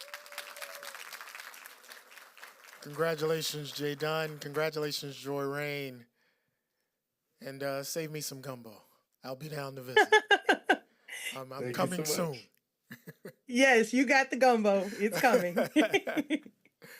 All right, let's be honest. Most of us didn't get into XR because of the spreadsheets or Zoom calls. We got into it because of entertainment, because someone showed us a game, a story, an experience, whatever it was. We were like, hey, wait a minute, I can do that. I've got some ideas. I want to play in this space. So Entertainment Experience of the Year celebrates those gateway moments, the experiences that turn curious observers into lifelong believers. Engage XR is one of our VR watch party sponsors. So we're excited to have Engage VR's own Chris Madison introduce the next category. So Chris, take it away. Thanks, Renard. This year, we have a Clash of the Titans. We've got 2 triple nominees that have both swept 3 categories at the Pollies. James C. Kane won 3 Pollies for The Escape Artist after winning Game of the Year the previous year when he was with Paradowski Creative. Last year, Kaz and Christie won 3 Pollies with Carlos Ochoa's Vivaldi 3.0. Now, both of them are back, both are independent, and both of their projects are built on Viveverse using Play Canvas. And now, up against each other in 3 categories.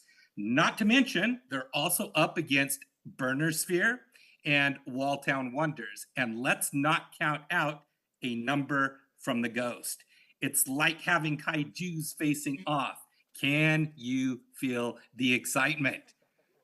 All right, so the nominees for Entertainment Experience of the Year are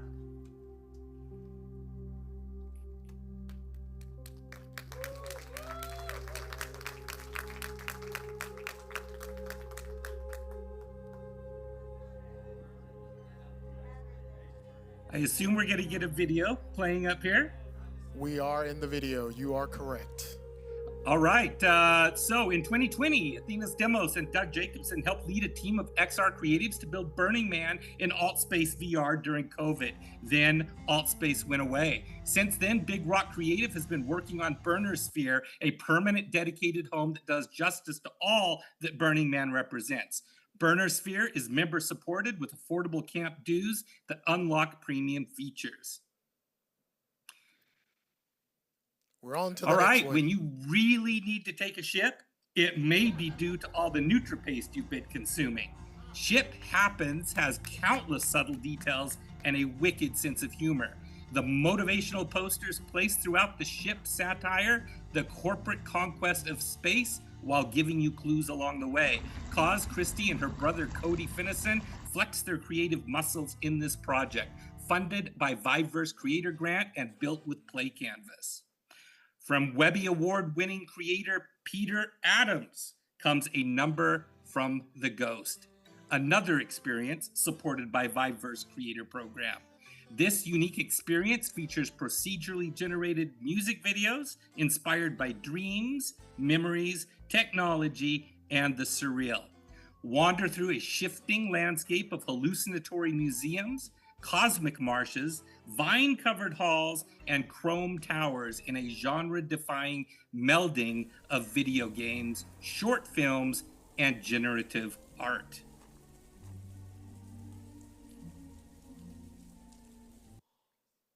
Hope I'm syncing up with these videos okay. You are. You're doing a great job. Keep it moving. Off the YouTube live stream. Let's give this a sec. All right. In Tyrol explores this medium in ways we haven't seen before. It has classical influences of music, art, and architecture. The art direction and stylization sets a mood. It asks existential questions from over 100 years ago that are still relevant today. In Tyrol will be remembered as groundbreaking, immersive art.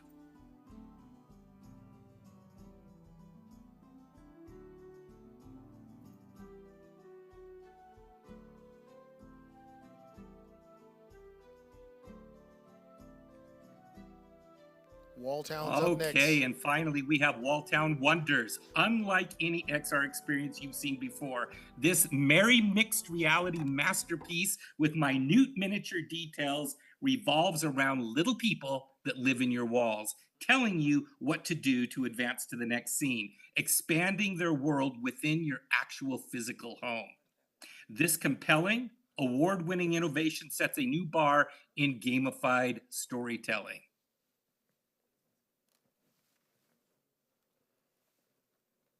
And the winner is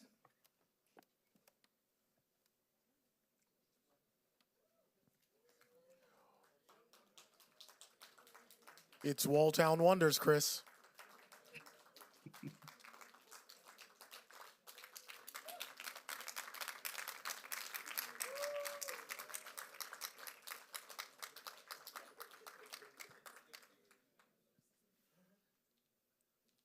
Can you still hear us, Chris?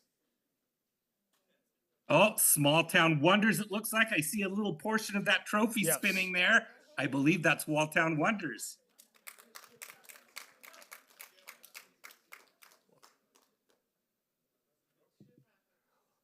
It's actually Ship Happens, Chris. I see. I hear you guys speaking on the back end now. No. It is not your fault. Okay. It is not your fault. Congratulations, Ship Happens. You did a great job, Chris. You did an awesome job. So, Ship Happens. It does.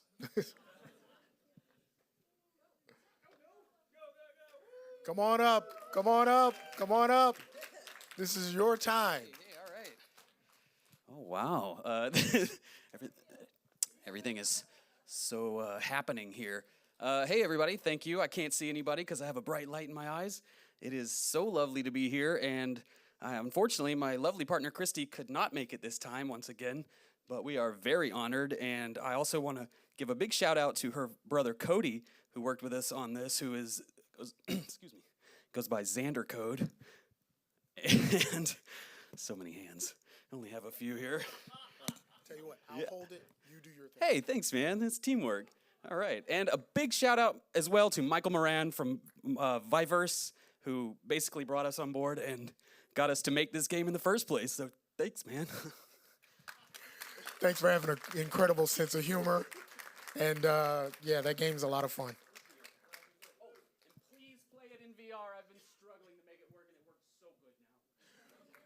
For those of you who couldn't hear online, please play it in VR. He's been working very hard to make that work for you, so please. All right, the XR Elevation Award for the advancement of the medium is a different type of honor category. When we say extended reality, perhaps some place too much emphasis on the reality part. This award recognizes those who extend it. Walkabout Mini Golf is elevating the art form with the wild creativity in the form of low poly, high performance themed courses, and they're accessible and they're inexpensive. For 3 years, Walkabout has been the official golf platform of the Academy's annual charity fundraiser, Ready Player Golf. Ready Player Golf will be back for year 7 this November. Who better to present this award than a guy that was the editor of Upload VR for over 10 years and now has his own publication, Good VR. And the world's gonna get to know your name. What's his name? Our presenter is Ian Hamilton. Please welcome Ian Hamilton. There's a million things he hasn't done, but just you wait. Just you wait, Ian Hamilton. Thank you, Renard. This Poly is for great experiences, the platforms they run on and the people behind them. Today we're celebrating the team at Mighty Coconut, who have created one of the most successful and beloved apps in all of VR, Walkabout Mini Golf. Walkabout is setting an example for the industry. First, with their business model, which focuses on add-on courses that cost only $5 each. They make endless fun affordable for everyone, and in doing so, serve more people and make more sales. Second, their culture of artistic integrity. They're a relatively small team that values performance, quality, and experience and imagination. We want you to meet Lucas and Christina Martel and the company that they've built, who show us that artists in VR create the context for us to interact with one another. Thank you. Hello, Lucas and Christina. It's good to chat with you today. I wanted you to start off here by just telling us how your artists make Walkabout Mini Golf. Our artists make Walkabout Mini Golf in a very, I would almost say, a film-like process. So it does follow almost an animation pipeline, because that's where a lot of our artists come from, is the animation industry. We're storytellers first and foremost. Think of it as a jazz band. Like, we all have these instruments. We all can pick up different instruments. We have to just kind of keep moving, and it's okay if it's messy for a little bit. I think that this is a game that we could not make in the same way if we weren't also creating it in VR. A lot of those little details that I think that happen because we're creating it in VR, it's very, very quick, and we're also able to really sort of tailor the space to what it feels like to stand there. It is like watching an orchestra. They also have a very specific language set. There is a shared shape language that we can always come back to and the artist can always anchor to. How did you arrive at the pricing model, and what role has it had in getting people into the game and staying there? Our approach has always been to try to give a lot of value for the money. They played it, they tried it, they got a lot out of that, and they're like, I will be here for the next one. And so it really is almost more like a kind of like a TV show where the next episode is always going to be something that people are looking forward to. When you get Walkabout, you're going to be in a place that has surprise and delight. You're going to get some fun things, but you're also going to be taken care of. And so keeping a lot of that consistency, I think, has kept our players coming back. VR has afforded us a lot of opportunities that we would not have gotten because it's an emerging platform. It has been at times, especially, very friendly to indies. The fact that we've now been able to build that up, and now we've got about 27 people working full time on Walkabout. I can't see any other medium where that would have been possible. Working on Walkabout has just been a dream come true. It has turned into something far bigger than I could have ever imagined. We are just so grateful to be surrounded by such an incredible community and how supportive it's been and how much fun and joy it's brought. So thank you so much for this award. We're humbled. Absolutely. Yes, thank you so much. It is awesome to just see so many people who have sort of like kind of rallied around this game, and it's Thank you for this award.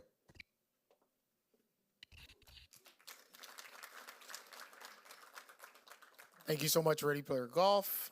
Thanks to this category, I'm standing here with you tonight.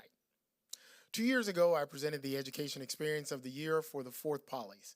Little did any of us know that turned out to be my audition to be your host. Education is considered by many to be XR's most important use case, myself included. Certainly, we have our nominees and we're very passionate about it. For certain, it is a uniting force in our community here to present another XR veteran that we're honored to welcome to the Poly stage. The author of Spatial Race, Courtney Harding. Thank you. All right, so 2 years from now, I'll be hosting. Amazing. Okay, guys, tonight we have a terrific variety of types of education experiences. We've got a VR experience by one of the world's finest art museums, New York's own Metropolitan Museum of Art. We've got 2 outer space experiences, one in VR and one in mixed reality, and one inner space experience that's both in VR and MR. And finally, we have a spirited WebXR project by the University of Miami, go Canes, that deserves recognition. We admire the independent nature of these projects and the abundant passion of the creators that built them. The nominees for Education Experience of the Year are VR School Solar System, Space, the final XR use case. This is your voyage through the VR School ecosystem. This experience is available in both English and Spanish. You are students seated at a desk on a magic carpet. Flying. Listen to narration about the science of planets. Uranus's atmosphere is composed mainly of methane. Insert Beavis and Butthead joke here. Cosmic XR. Space, again, is the place.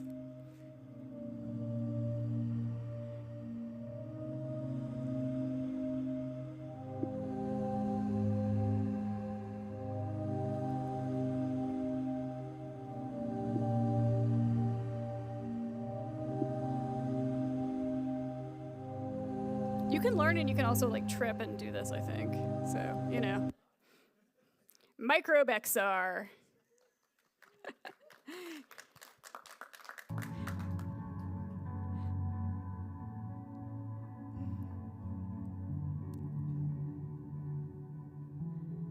Maybe this means more people will pass organic chemistry and go to med school. I don't know, but it looks very cool. I understand none of this, by the way.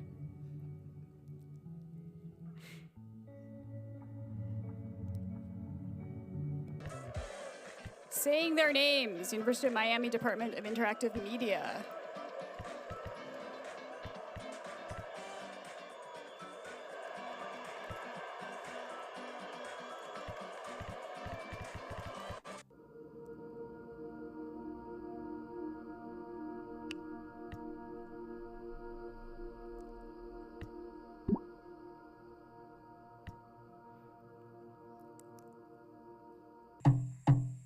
And Atopia by the fantastic Metropolitan Museum of Art.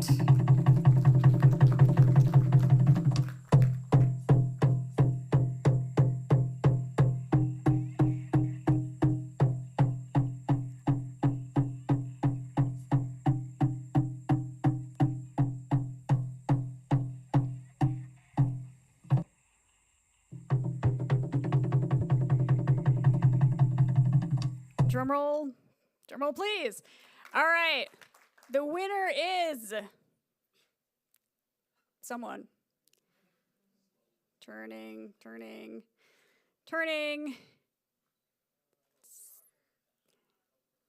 Cosmic XR. Congratulations, Cosmic XR.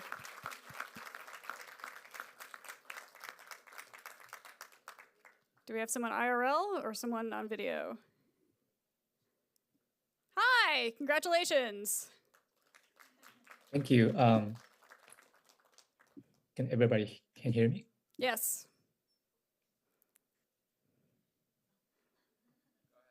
Go ahead. Congratulations again. Congrats on a wonderful piece. Yeah, thank you. I'm truly honored. Yeah, Cosmic XR is a solo project driven by passion for space and the data visualization. And I started this project to help people feel a sense of awe and connection to the universe. And I wanted to make the universe something that you can experience emotionally, not just learn about.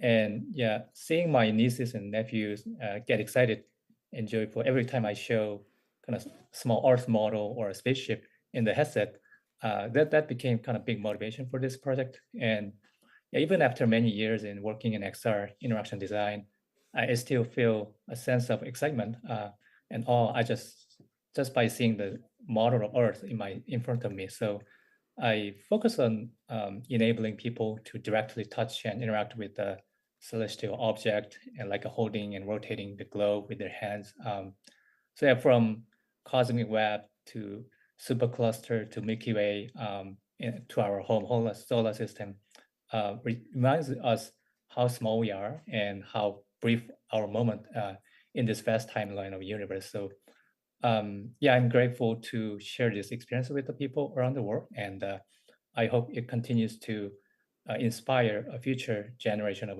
scientists and engineers.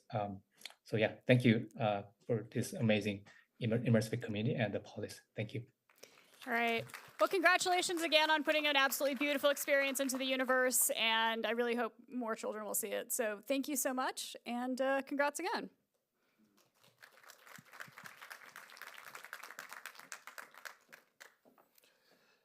Thank you, Courtney.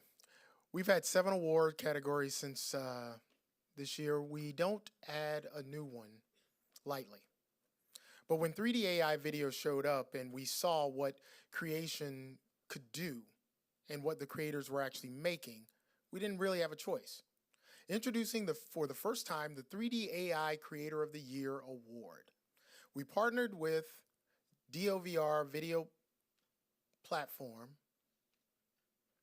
who is our gold sponsor tonight. So let's give it up for DOVR. We met their CEO, Ivan Varco, earlier tonight.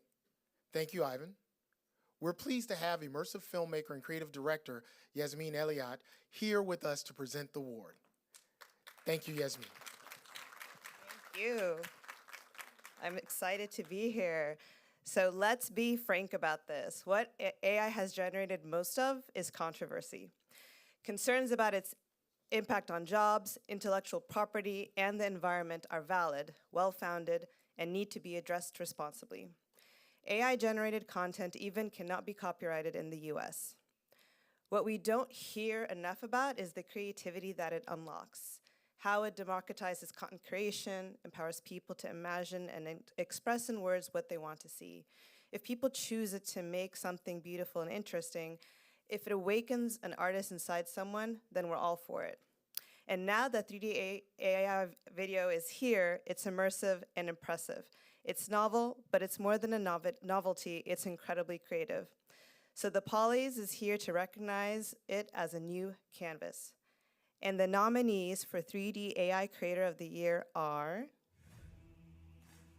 B5Y Productions, The Leather Boys,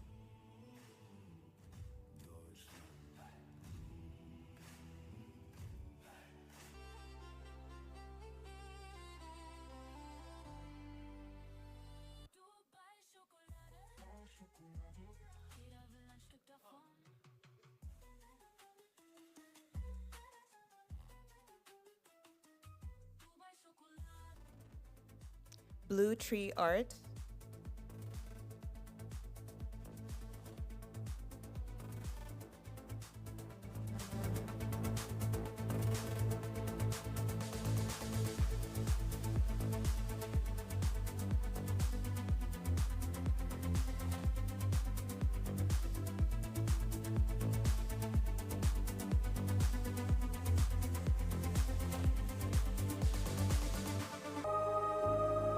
Audi Studio, and AIGC 3D Vision Lab.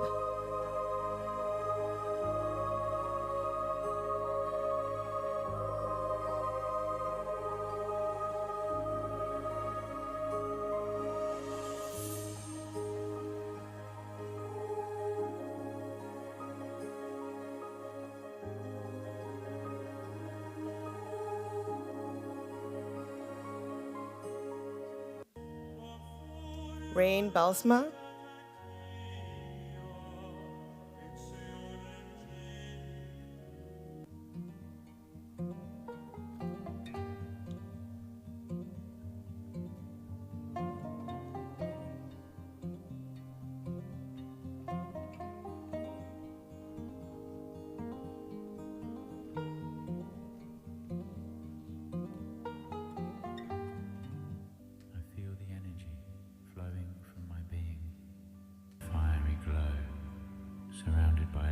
Tomas Krezak. I gaze into the depths of my being, into infinite dimensions reflected in my eyes.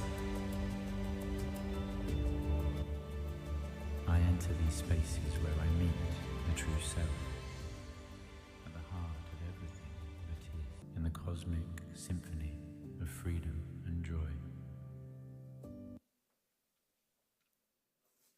And the winner is... Maybe a little drum roll? All right, our 3D AI Video Creator of the Year is Blue Tree Art.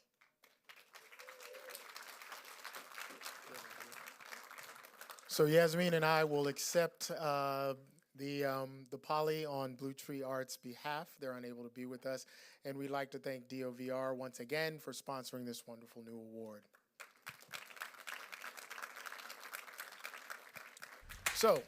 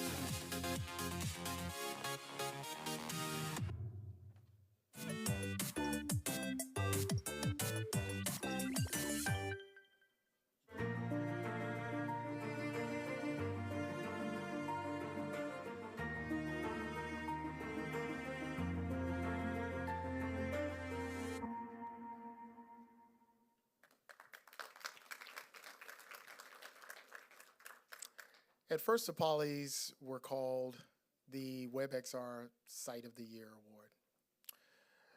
By year 2, it became Experience of the Year, and that title said everything, not technology or the year. Experience the tech, which makes it possible, but with people. That's the art form Julie Smithson has guided this show from the beginning, and it is only right that she presents our final award of the night. Julie Smithson, thank you. And I'll say this one more time. Thanks, Julie. I'm Julie Smithson. I am your host, Julie Smithson. Julie Smithson. I'm Julie Smithson. I'm Julie Smithson. And this is the WebXR Award, the second Polys, The third annual, the fourth annual, fifth annual Poly Awards. I am in a New York state of mind. New York City. Hello, New York City. And here I am as I present the next award and have a little bit of fun from the hot tub. That's so meta. verse, as in the universe. And we're not going to stop calling it the metaverse. We had so many metaverse drinking games. We had a metaverse drinking game. I'm going to build a world in the spatial computing, said no one ever. This is the way. This is a category that deserves yet another shout out to the OGs. Hi OGs, we see you over there. Why is the poly called the poly? No, it's not short for polyester, nor polyurethane. No, it's not polyamory either, as someone has actually asked us. And in this moment in human history, we can find hope and reassurance in the magic of human creativity, unleashed by 3D immersive storytelling. We love you, Terry. Aw, thank you. And our 61st presenter to say thanks, Julie. Thanks, Julie. Thank you very much, Julie. Thanks so much, Julie. Well, thanks, Julie. Thank you, Julie. Well, thank you, Julie. Thank you, Julie. Thanks, Julie. Thanks, Julie. Thanks, Julie. Thank you, Julie. Thank you, Julie, truly. Welcome, Renard. Thank you so much for being here. Thank you, Julie. Oh, thank you so much. Hello, New York. Thank you so much. Thank you, Ben. I know that was part of putting that together. It's been my true honor to be the host of the Polys right from the beginning. In my basement back in 2021, we came up with this show, and for 2 years we produced the show from my basement, from everybody's living room. And you know, over the years we've been in different locations, and look where we are today. It's so amazing to see how many people are here, because we didn't have this many before. So sorry for going off script, everyone. And I just wanted to, you know, I'm so humbled by that video. I think it's so fun, and and it's not about me. Honestly, it's not about me. It's about all of us.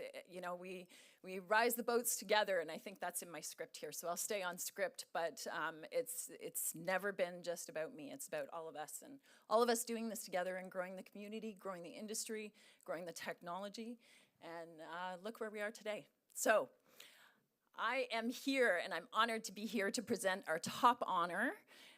If there's one thing the Polys has been, is that we've been consistent, and in our mission and in our message that we continue to carry into the future. So we're still saying the same thing at the Polys and at Metatraversal and the Academy, that interoperability and cooperation lifts all of our boats, and this is the way. And the nominees for Experience of the Year are In Tyrol by James C. Kane.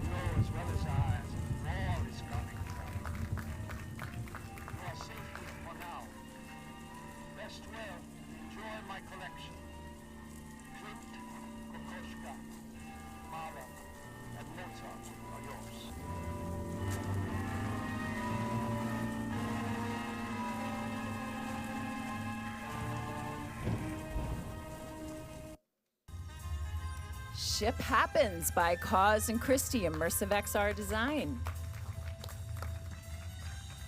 Isn't it grand that we live in an age of freedom? Like the freedom to monitor all employees at all times, everywhere.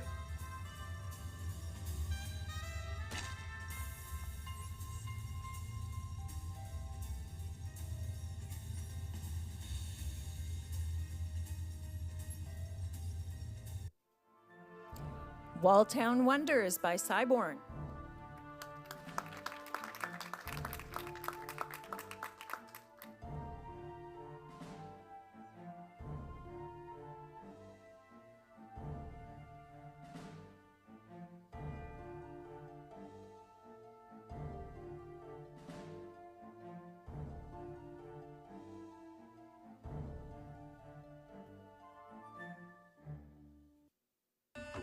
Atopia by the Metropolitan Museum of Art.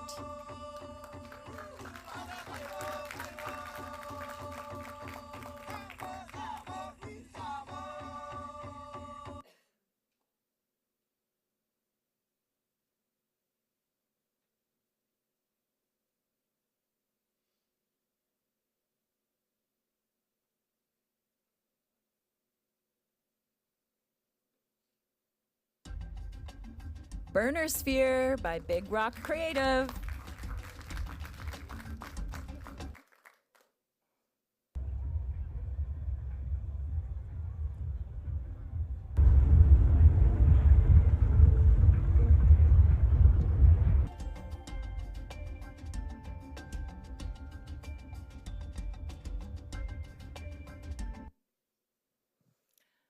Boy, this is going to be a tough one. And hopefully we'll show the winner. The winner is, drum roll, Experience of the Year. Here we go. Oh, I see a B. I see a B. Burner Sphere, Athena Deamos and team. Congratulations.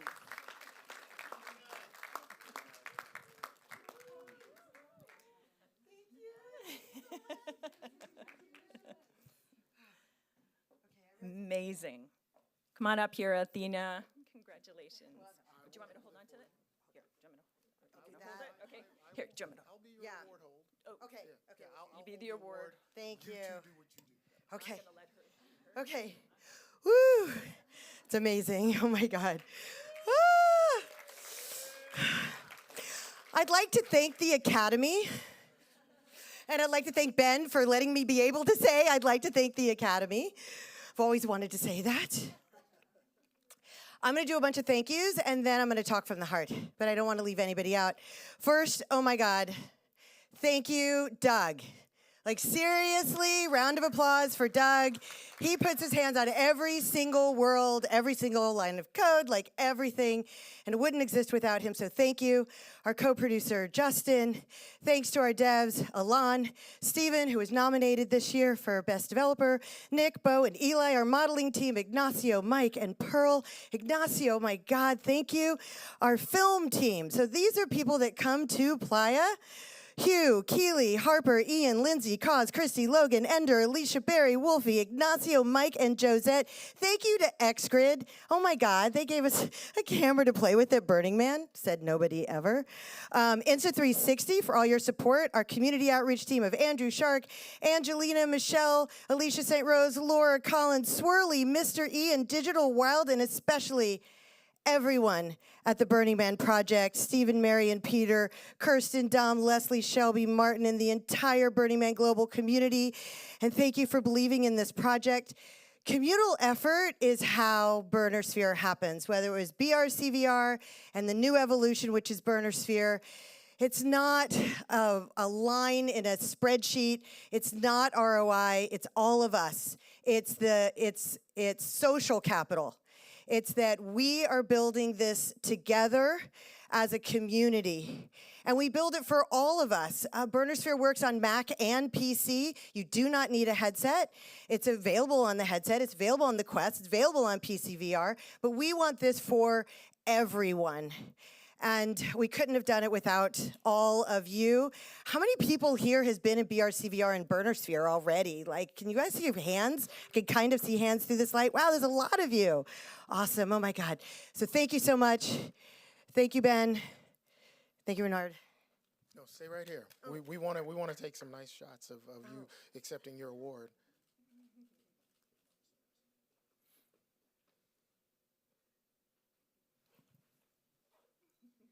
With Julie. Other side. All right, here we go.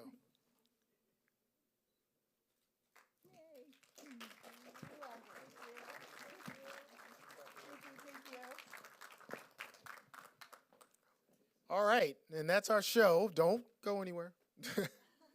The Polly's Year 6 is a wrap. Where's my partner in crime? Where is she?